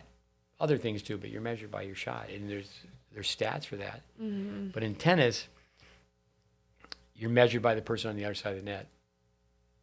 You know, our listeners might turn this off if they hear me say it another time. But when Crummy plays Crummier, who wins, Crummy or Crummier? So Crummy wins, but Crummy doesn't know they're Crummy because they beat Crummier. Yeah. And that's what's good about like a swimmer, a high jumper. You know, they've got the stopwatch or they got the measuring tape, and there's a lot of honesty involved. Yeah. But perspective, why don't you comment on that a little bit? People knowing their level, whatever sport that may be, that it's a long, long road. You know, they may still be in junior high. Yeah. But what about perspective? How do you reach them on that? I think exactly what you said as you were talking, right? And something that we said earlier, shifting from, it's not about who you're beating. It's not about winning. It's about where you're at as a player and what you're achieving as you go, right? So I always try to go back to small goals when I'm talking to players to kind of put them in perspective. And also going back to those values, like what do you want to stand for when you're on the court? Are you doing those things? Because that means that you're the best player, the best version of yourself. The small goals are, where are you at as a player right now? And let's think foundational, right? Foundational, that's going to help your game today. What do you want to work on? And only 2 things. That's it. 2 things. So if you go any more than that, you're going to get clouded in your head. We see that a lot, right? You're trying to have the perfect swing, and you're thinking of 10 different things that you have to do. Guess what? You're over-focusing in an area of concentration. You're just going to get really angry, and then you're going to probably move into a different area and start to choke and get really tense because you're all in your head. So just 2 things that you can do to really focus on within your game, and that starts to shift that perspective from winning, or did I beat that guy? Did I beat that girl? What's their UTR? How, I beat a 6 UTR today. Woo, okay, let's take a step back. How'd you play? What'd you do well? Yeah. A lot of times, like I work with these young kids, and every time we get on the call, it's 2 young kids, tennis players. Every time we get on the call, it's, whose UTR is better, winning, losing. And I'm like, hey guys, let's take it back. What did we do well today? What are some things that we did well? Did we accomplish our small goals? Right? I do that with all my athletes because we're all so focused on winning and who's better. At the end of the day, it's like you said earlier, it's the person in the mirror, right? We just got to work on ourselves, be the best version of ourselves. Part of that going, again, small goals, but then who do you want to be on the court? What do you want to stand for? And what's going to bring the most meaning to you? Because as soon as you get that, you're going to have all the motivation in the world. That's great. Why don't you share some thoughts on journaling? I know some coaches in the past where they have the players, they don't talk to them for 24 hours, give them some time, but they have to write down, okay, give us some pluses, give us some minuses. Mm-hmm. But what are your thoughts on pencil to paper journaling? I think it's great. I try to promote it. So do they share that journal with you, or is it private, or? Depends. I'm really big on, eventually I'd hope that they'd share it with me. Some athletes are, but I'm trying to create that comfortable environment. So if they're doing those things, I say, hey, if you're comfortable sharing all of this with me, great. If not, that's okay. But whatever you're comfortable sharing, go ahead and read it to me and let's talk about it. Let's work through that. And that's really how I approach that. Now it's hard. It's really hard to get kids, youth, even people my age. It's hard to get us to write things down and journal, take the time to just journal. And a lot of times they don't, because a lot of the journaling that I do, I'll do some, write down your 2 small goals, write down 3 things that went well, 1 thing you want to improve upon. Okay, let's rank them. Okay, how'd you get there? If you ranked yourself 1 out of 10, you gave yourself a 6. Okay, what did you do well in order to get a 6? Because you didn't give yourself a 4 or a 3, right? What did you do well? Because every time we rank ourselves, it's like, I could have done this better, right? Because we're so good at being critical towards ourselves. So we work on that, but once we start writing thoughts down, like, okay, go ahead and journal your thoughts. Write down your thoughts throughout a match, throughout training. They don't like to. A lot of people don't like to do that, right? Because our knee-jerk reaction is always to avoid, suppress, get rid of. Just don't even want to acknowledge those things. Sweep it under the carpet. Yeah. Yeah. But guess what? Usually, I like to use beach ball. Shove a beach ball in the pool, right? Shove it down, down, down. Eventually, it's just going to explode. And then that's no good, right? We're only hurting ourselves. So let's let the beach ball float around. It's kind of, and that takes time. So it's whether or not they're comfortable sharing that with me at first, and if they're even writing those down. It takes time to get there too.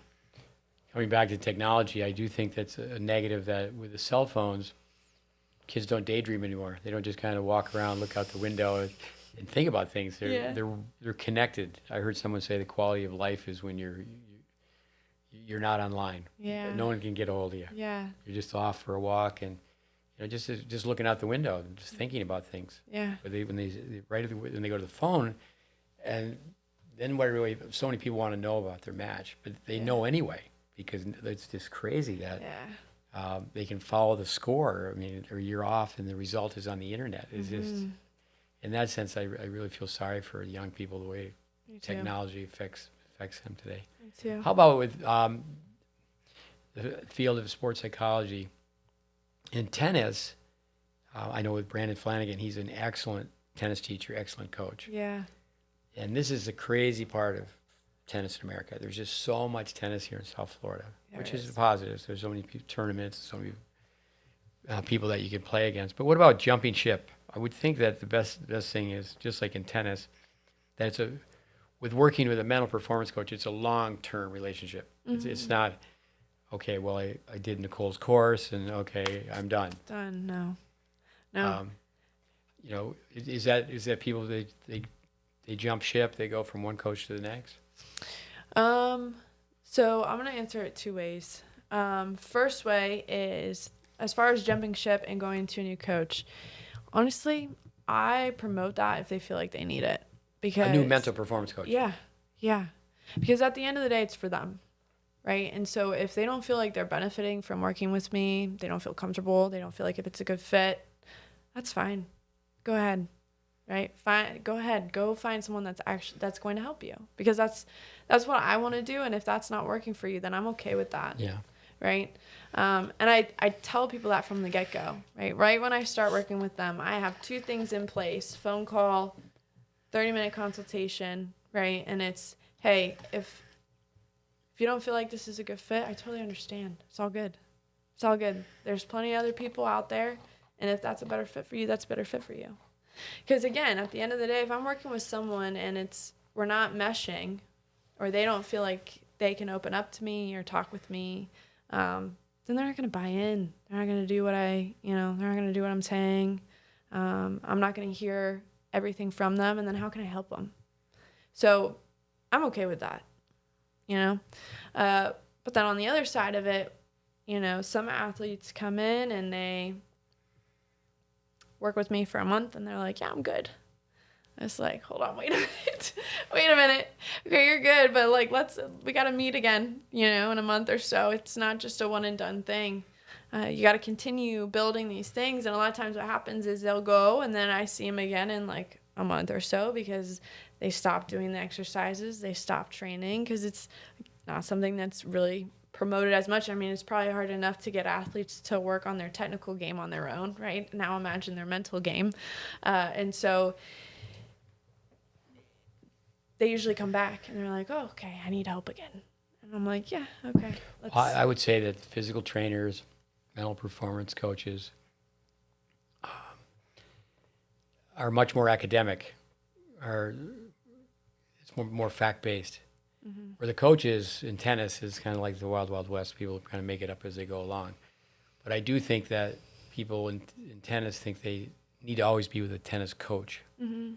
And I don't think that they're consistently, with the physical training, people will come and work with me and they come down and we go to the track and go to the beach and get a stopwatch out. And and they have a physical trainer they work with twice a week. And I'm going, you may have the best physical trainer in the world, but that individual needs to be fired because you're not in shape.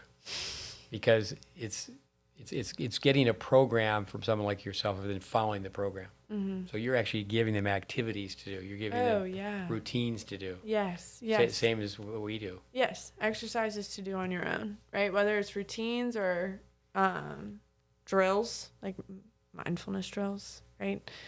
Anything that's going to help thought separation drills, emotion drills, right? That they can work on court and off court so that the next time we meet, we can talk about that and continue to work on those things. Because you're not going to, meeting with me an hour, once a week, is not going to do it. It's just not. And so those activities and those exercises are so important, very important to see progress with what I do. Yeah. And what about reaching them through, like we're both wearing a headset with giving them things to listen to while they run, or do you do that? Yeah. Yep. I have a bunch of audios that I provide my athletes, depending on what we're working on, that they can listen to anytime throughout the day, and that's part of the work that we do. What about reading materials? Do you recommend? I know they have to. Most of your athletes obviously bombarded with schoolwork, mm-hmm. but are there like certain excerpts from certain books? I mean, that you say, okay, I want you to read this, read that. I've done like articles of professionals. So like there was this really great interview of Carlos Alcaraz recently, which he mentioned he's been working with his sports psychologist for 3 years now. So long term, going back to our comments that we just made a few minutes ago. But stuff like that, I've never really had them like read books or anything, or excerpts of anything. I try to keep it small, like you said. You know, a lot of times I get calls from all athletes and I already have so much going on. And so I really try to make the exercises something that they're already doing throughout their day, right? Whether it's incorporating things on court, eating while they eat, while they're walking around, while they drink water, drive a car, stuff like that. So it's easy to start building those habits because it's already in their routine. And then once they're like, oh, wow, this works. I'm noticing a difference. What else do you have for me? I'm like, oh, I got a lot more for you, right? And then it's building outside of that. No, I'd love to get a copy of that Alcaraz. It's an article? Yeah. And then share it with people. Yeah. 19 years old. Yeah. Amazing. Incredible. What's one thing recollection from that article? Him talking about his fears. And they are? They are fear of letting important others down. So he fears upsetting, those close to him, and that sits with him. So. And that's good and bad? I think it's just what it is, and if he's able to manage that, then he's good. Chris Everett, what a great champion. 125 matches. Our fact checker will have to look that up. Mm-hmm. Andres Barbosa, 125 matches in a row on clay. And she said one thing that really helped her, she got to the point where she wasn't playing for her father anymore. She was just playing. Yeah. Because, again, that's external stimuli. Mm-hmm. Mm-hmm. But at the same time, my Catholic upbringing used guilt and manipulation, where parents are doing so much for their kids. Is they should be able to regulate their attitude, regulate their efforts. It's the only two things you can control. Mm-hmm. And, the parents, sometimes you like to say, don't you have a job to go to? Are you practice this 4 hours and you're going to be here for all 4 hours? In some ways, if a parent is just visiting for 2 or 3 weeks, I think, okay, that's great. They can watch as much as they want, mm-hmm. ask as many questions as they want. But no, that's interesting about fear. I think there's positives and negatives to it. I mean, a kid obviously doesn't want to get an F in school and go to summer school. Right. So it's, Yeah. Yeah. And I think it's more so like going off of my approach, right? It's being aware of those fears and knowing how to, one, channel the fear right? So acknowledging it, that it's there, making peace with it, because it's not going to go away, right? It's not going to go away. There's things that can help, if mom and dad are like, hey, no matter what happens, we believe in you. But even then, like, you have parents that are doing that, like my parents. Oh my gosh, my parents were great. They were the ones that sit in the stands, every once in a while I'd get a fist pump from my dad, very hands off. I was determined that my mom didn't have to tell me to go out in the driveway and practice, but I still felt guilt. So when I was before I did my second ACL, my junior year, I was considering just stopping, like not playing anymore. And I remember I was so scared, and I already felt guilt even though I hadn't even decided, because I thought I was going to let them down because they had invested so much time and money. My dad would take off work most of July. Luckily, I had a parent that was able to do that, and my mom did too. And they just take me all over, the southeast to basketball tournaments. And they'd pay for all my stuff, personal trainings and my one ACL that I had already done. And so I had this guilt of even having thoughts about stopping. But that was me putting that on myself, right? That was thoughts that were coming from me. There was nothing my parents were really doing other than supporting me that were giving me those feelings and those thoughts. And I just remember having a conversation with my dad. I don't know how I had the courage to do it, but I did it. And, he gave me some really great advice in that conversation, and it really helped me clear my mind. So at the end of the day, it's really being able to acknowledge those as an athlete and just make peace with them, however that is for you, and then channeling it in a productive way, right? Like when we feel fear, we get a lot of energy from fear, right? But it's managing it and using it in a productive way, not slamming our rackets, but maybe moving our feet more. Well, I would say a vast majority, thankfully, of parents realize that sport is just a vehicle. And children, they've heard that, but does it really register? Where the parent is saying, basketball, tennis, soccer, whatever, it's a vehicle for life. Mm-hmm. And it just amazes me how stressed people get about winning. Yeah. I think there's many factors. Families are so small today. Yeah. We have kids. I mean, very seldom are there 3 children in the family. It's either 1 or 2. Yeah. And my mother used to call me Hoosie because I have 3 older brothers, and she's Mike, Pat, Matt, Hoosie. I always tell kids when I know their name, but I call them by their wrong name. Even with group dynamics, many times I do that because I'm getting something going. I know the kid's name. Mm-hmm. I call them by the wrong name, and they correct me. I go, stop. I said, you will not get the job. When you're interviewed, don't ever correct the person that they don't know your name. But I do think with smaller families,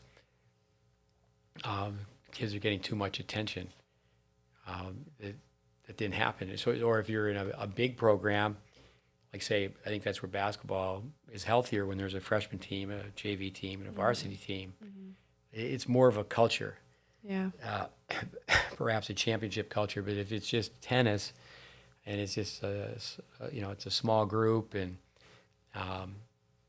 it's just so much parental involvement. What are your thoughts on kids getting too much attention? Depends on what kind of attention. Yeah. Really, because, too much is too much. Too much of anything's not good, right? Yeah. Too much of anything's not good, but... like, can your kid make toast? Right. Well, yeah. If we're going that route, then yeah.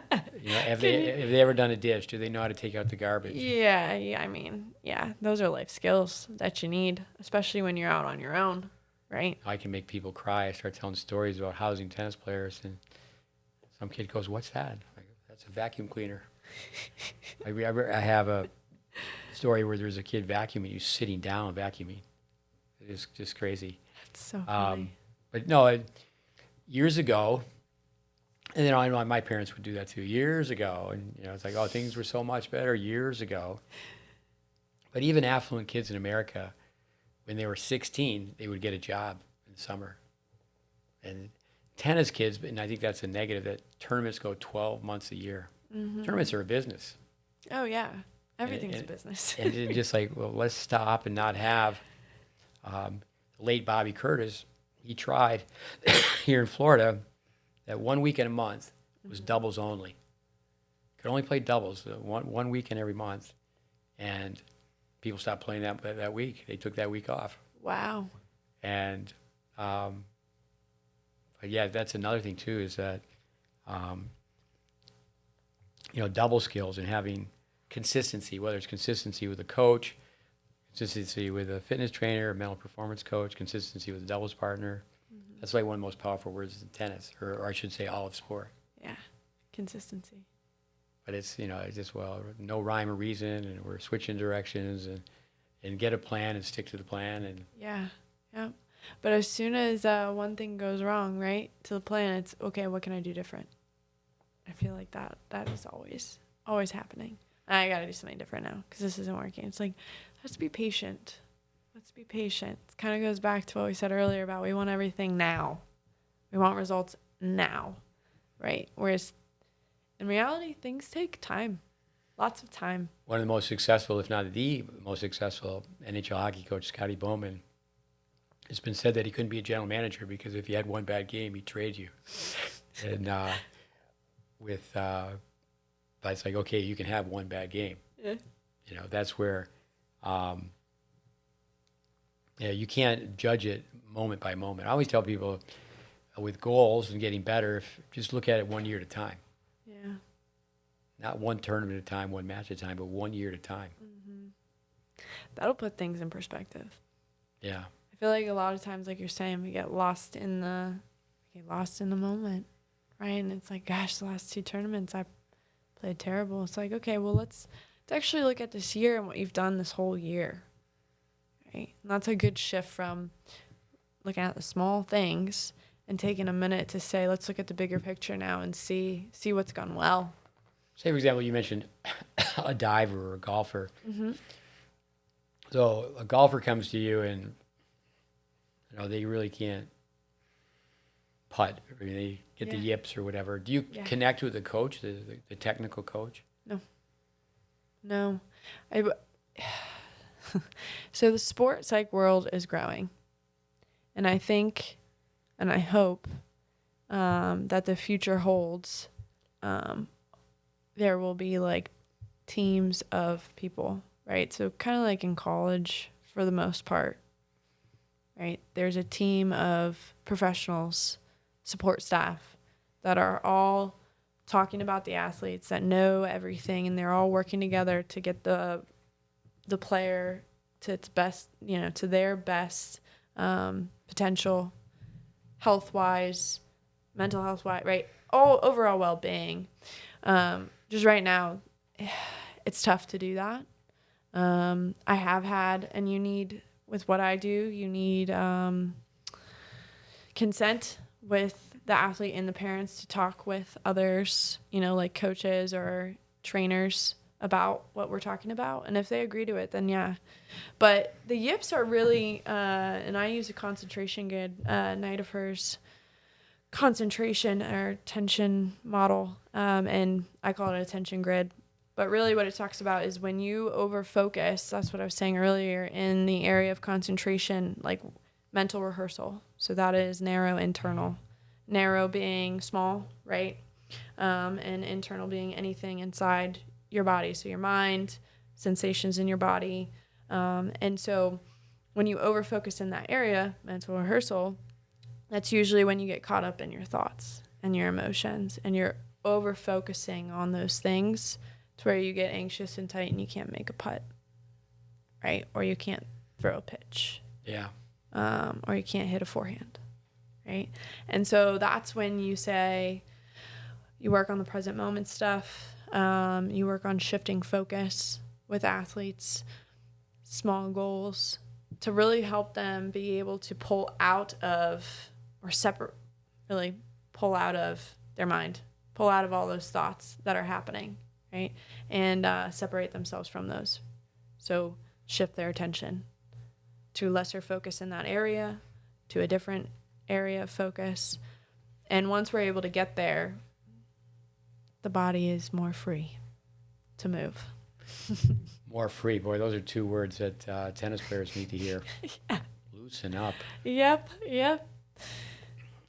With FM, Brandon Allington, they have this beautiful campus. I think you went to school there years ago, St. Joe's. Yeah. Yep. So it's Pre-K. 5 tennis courts and nice gymnasium, athletic fields. What about starting early? I mean, don't you think an elementary school need to, and say with what we do, we put together a body of work, you know, a curriculum, a pathway, it's a system of systems. And the sooner someone starts, the better. And then parent education and don't you think that really elementary kids in the playground need to be taught about winning and losing and how you handle yourself? And Oh yeah. Yeah. so how much, so when you meet someone, everyone's an individual and everyone's different, but there's damage control.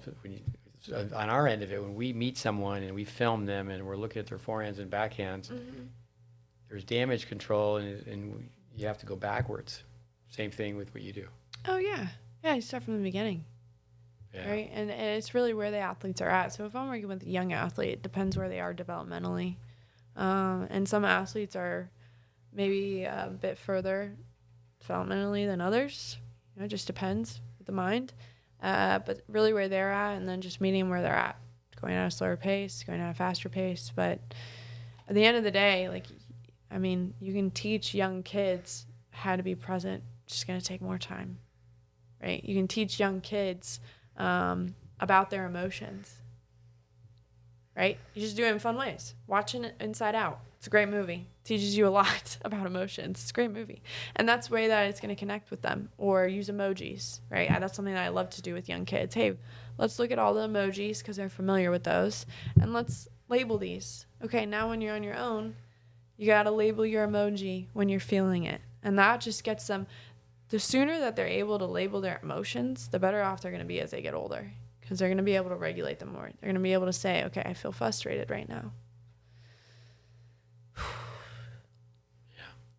Now let me make a decision, not off my frustration, but let me respond logically.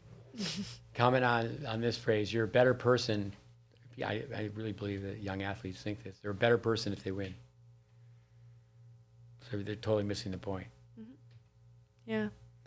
And it goes back to the feedback that they get, the way that they perceive it, right? Feedback not just from, their inner circle, but society, right? Like, I was thinking about this when I read that article about Carlos Alcaraz, and I was like, gosh, every best player, really, a lot of the best players, you really only see the success. How often do you hear about the journey? Yeah, the backstory. Yeah. You have to look for it. Like, I probably wouldn't have found that article on Carlos Alcaraz, but I was writing for my blog, and I was like, I got to find something that's good for the mental side, right? So now I'm going down this rabbit hole about Carlos Alcaraz, and I found that interview. And he talked about his fears. He talked about how long it took him to get there. He talked about how he was never told that he was going to be the best, but he got there. And it's so hard to find that out because once they reach the stage, that's all the media and everyone talks about is the stage. They don't talk about, hey, I've done all these things, right? Like Michael Jordan, he had that documentary released like a few years ago, and I didn't watch it. I should watch it though. I've heard it's really great, but I don't know how. The Last Dance? Yeah, I don't know how much about it, about his journey was on there, but you really don't hear about that stuff. That's what we need to hear. That's what we need to be teaching. That's what we need to be talking about. Yeah, it's great that they've made it there, but like you said earlier, it's amazing accomplishment, but why is it amazing? Why is it amazing? Because of what it took to get there. And they failed. Oh, that's something that he said on the interview. I just remembered. It was like, it wasn't always roses. Alcaraz. Yeah, Alcaraz said it wasn't always roses. I've suffered a lot along my way. That's actually part of the Spanish system is the word suffer, that you have to suffer. Yeah. With Alcaraz, I mean, certainly we're seeing him now, but he looks like he's just having fun. Yeah, yeah. He does. And, just compete from wire to wire. Well, Michael Jordan, that's a famous story that he got cut from his high school basketball team, but the coach wanted him to get more playing time, as you say, more minutes playing JV, but also the gentleman who cut him was in his driveway every night helping him. There you go. So the backstory. And I've never heard that. I've never heard that part. But he's such a competitor. If you listen to Jordan's Hall of Fame speech, he's still upset, just like Tom Brady's still upset that he got drafted like 206 or whatever it was. Right. But Jordan is still upset that he got cut from that basketball team. I do think the mind of a crazy competitor. I worked with this gentleman, Welby Van Horn, the late Welby Van Horn, and arguably he was the best player who became the best teacher. He was so successful at both.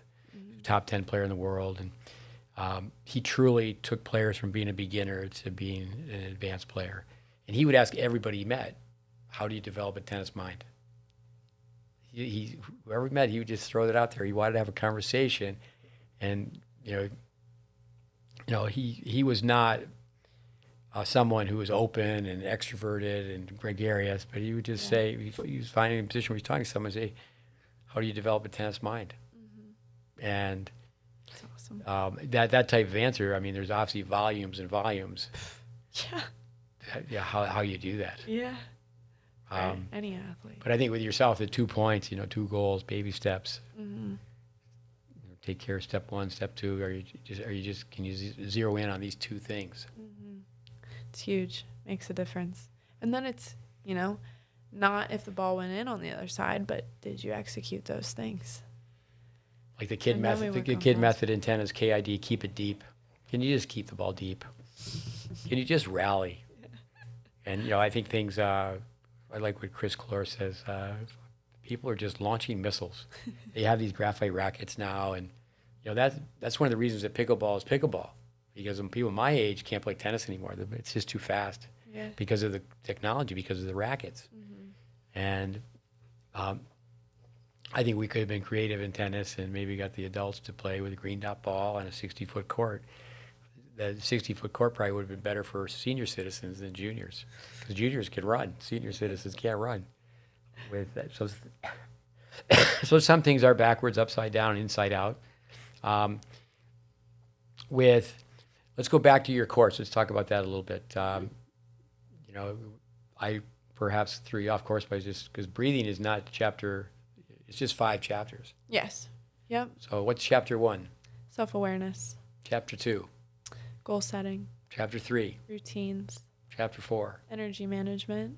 Chapter 5? Visualization. Visualize. Yes. I think that, what do people, what picture do you have in your mind? I was out in Dallas at Brookhaven, and one of the coaches that was trained there went on, and now he does some work for the USTA, Bob Neff. And he talked to 2 players I was there with. One was a German, one was a Russian. And he said, what image do you have in your mind? Yeah. And the German said, on the run, hitting a one-handed topspin backhand down the line. And the Russian said, he didn't ask them in front of each other. And the Russian said, holding up the trophy. So then we meet with all the players afterwards. Yeah. And there had to be like 50 juniors in the room. And he said, this one has problems. The trophy, they just see themselves winning. Yeah. And what they really should do, the suffering, like Alcaraz, they just need to see themselves working. Yeah. And all the, I think players perhaps get tired of it. They hear all the mind vitamins. If you love the process will love you back. Yeah. I mean, it's constant. But it's also, how do you do it? How do you do it amongst everything that's pulling you in the direction of focusing on the results? And it's repetition. And that's another one that they probably hear all the time. Repetition. But it's practicing. It's practicing on paying attention to the process. Because a lot of times we don't do that. We focus on the results. So how do you get to Carnegie Hall? You practice. How do you get to Harvard? You study. Yeah. What are the 3 secrets of tennis? I like that is practice.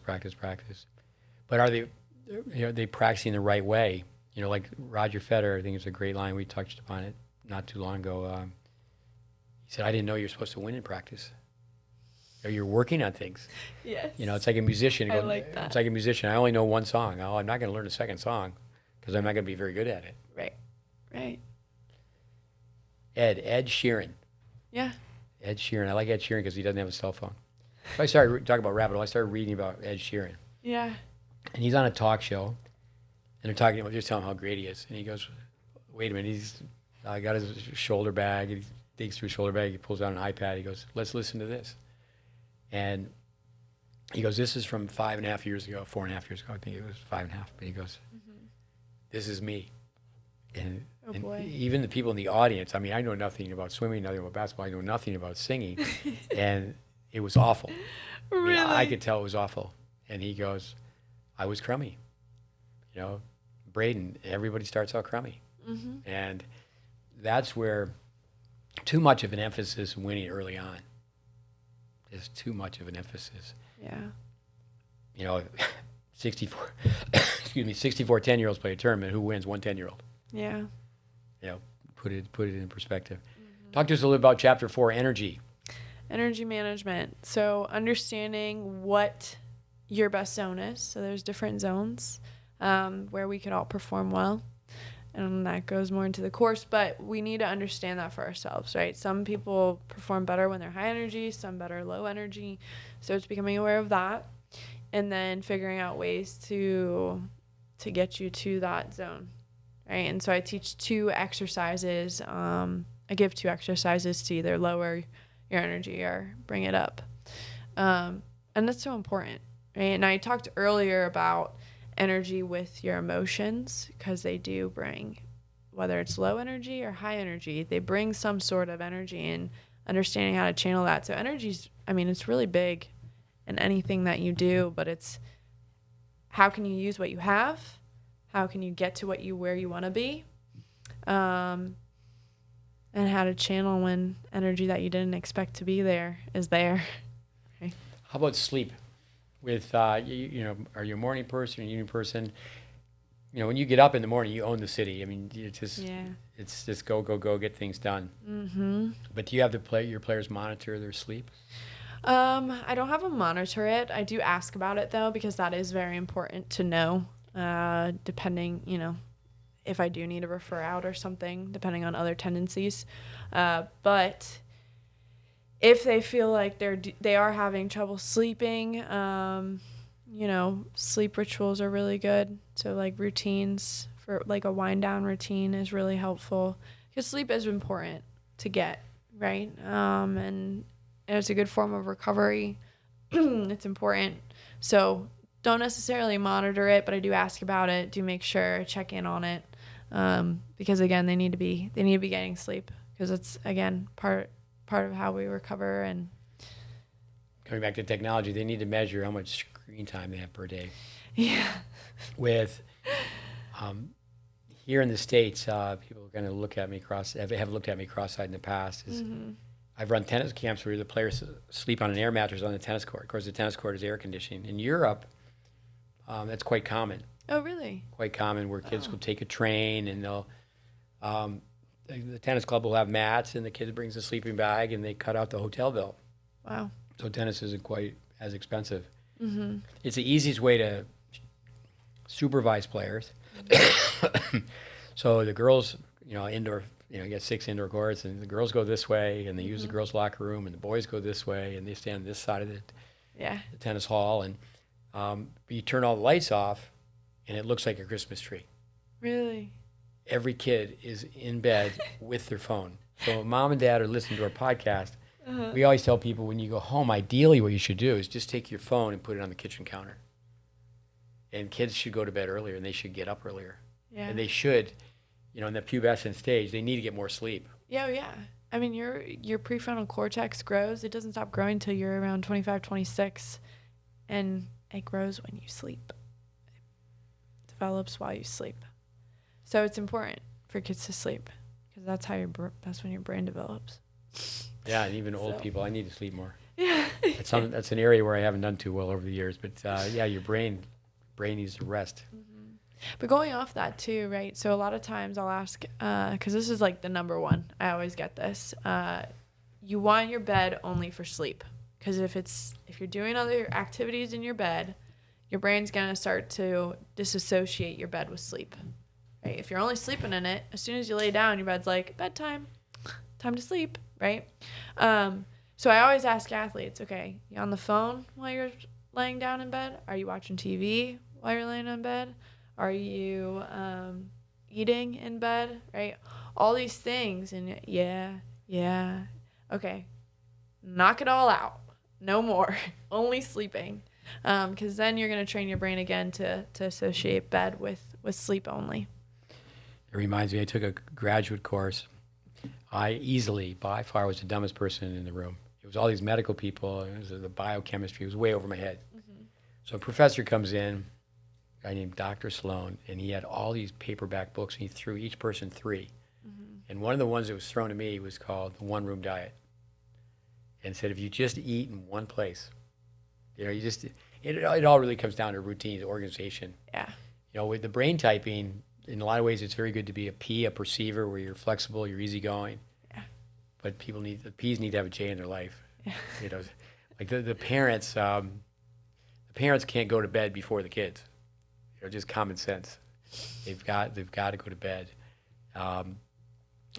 Before say a tennis kid who's not a homeschooler, before they leave the house, they need to do routines. And they're leaving the house. Can you get up and do 20 minutes for your tennis? And you only have to shadow swing technically in front of a mirror for 48 seconds will get it done. Just do each stroke slowly. You're talking about visualization. Yeah. And then certainly the type of exercises that you as a mental performance coach would give, but then also the body. And that's one thing that Brandon's done under this under this roof. There's 6,200 square feet. Is he has an expert from every field. Yeah. But do people realize that they need to? Okay, the body, the nutrition and the strength, everything that goes with that, and then the mind. Mm-hmm. Mm-hmm. Give us some examples of energy. Some guy or some gal, they're just down and out. What do you try to do to get them to have a higher energy level? Their work ethic has to improve. They're lazy. Have you ever called anybody lazy? Lazy. I've met a few lazy people. I consider myself lazy, but most people I know consider me to be a workaholic. Yeah. It's all relative. Yeah. Depends on. I would explore why they're lazy. Sometimes you get procrastination because it's like it's perfectionism, but the opposite end of it. So there's such a fear of not doing the task correctly, or how they're going to feel if they don't do it perfect, that they just avoid it at all costs, and they don't do it, right? And so if that's the case, then it's like, okay, well, we got to unpack that. We got to talk about these fears and talk about how we can address that. If it's, I feel like that's usually the case with a lot of people. It's just they don't want to feel what they're going to feel if they do the activity. Like, I can tell you right now, every day, right, I have a list of things that I want to do for my business. Most of the time, I'm picking the easy stuff, right? The stuff that's not going to really be taxing on me, because I don't want to feel frustrated or feel dumb or, as I'm completing it. Yeah, they say successful people, they do what they don't like to do first thing in the morning. Yep.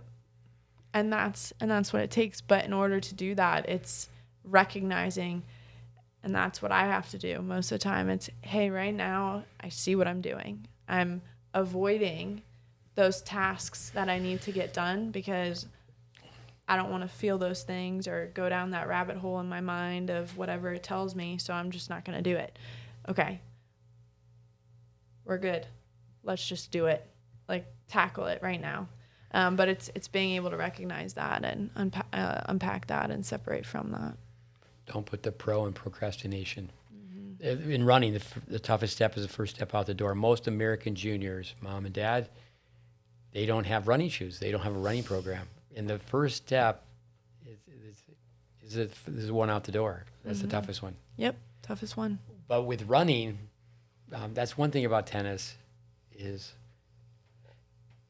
people put hours and hours of practice in, but a lot of times it's just hitting balls. Yeah.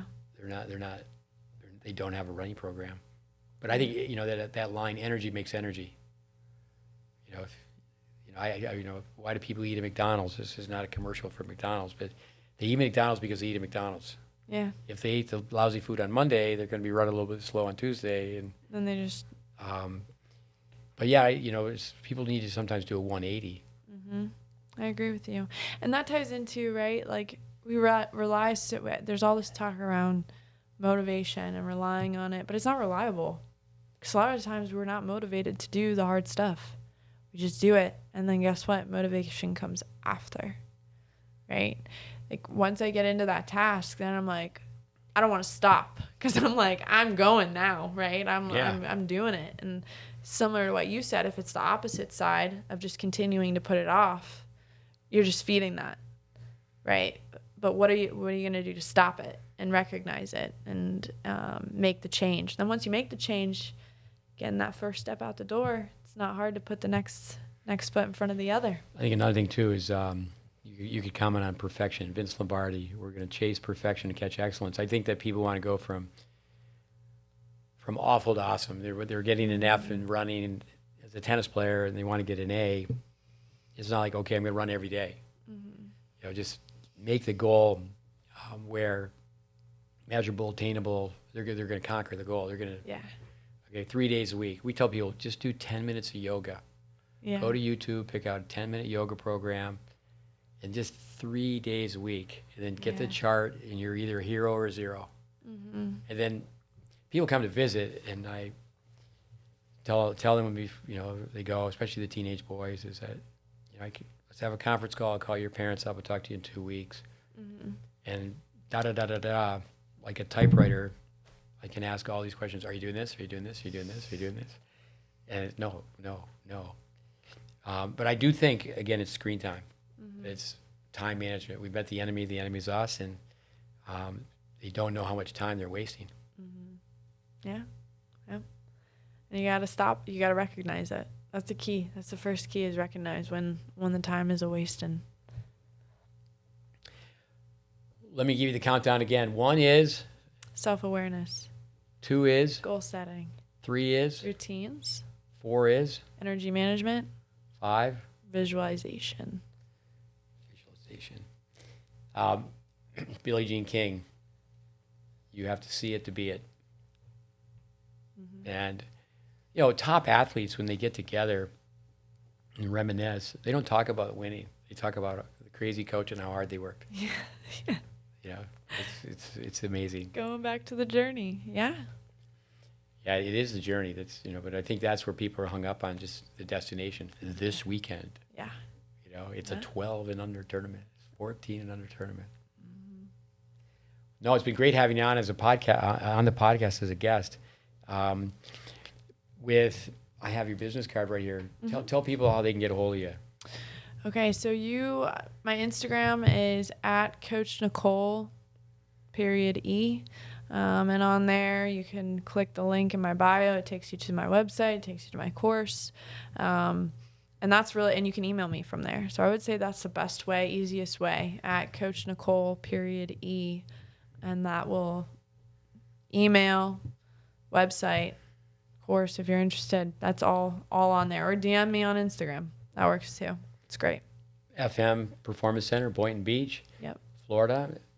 I will put that. We don't have show notes. Okay. We need to do we have so many people telling us they like our lengthy podcast. Yeah. That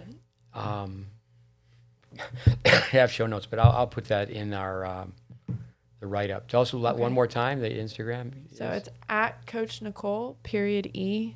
And then you could also FM Performance, right? .com. Yep. That's the website.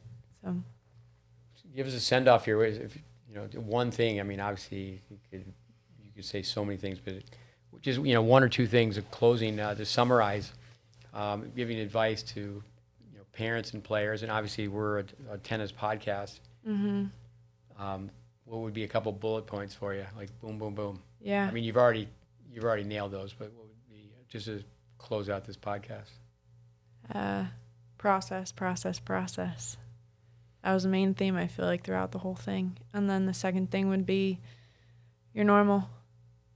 Your fears, your worries, you're normal and you're human, and you're going to have those. And that's what's first. Then you're the athlete. Oh, that's great. I think it was Yogi Berra said that baseball, such and such, baseball is, what his comment was, it didn't add up to 100%. That was the joke. Mm-hmm. And baseball is, I think he said baseball is 30% hitting and 90% mental. So it didn't really add up to 100%. But no, really with the 4 parts of tennis, it all comes down to mental emotions first. Mm-hmm. They're technical, tactical, physical, and they're all one. We had the word statistical. Again, Coach K takes 5 fingers like a basketball team. They're weak this way, but this way they become a team. I like that. But it's really what Brandon's vision of putting everybody under one roof who is an expert in each area. Yeah. To become a better tennis player. But again, Nicole, it's been great to have you on our website. Why don't you turn and wave to the camera? And everyone, 112 is in the books. Thanks for listening. Thanks, Nicole. Thank you. Adios, amigos.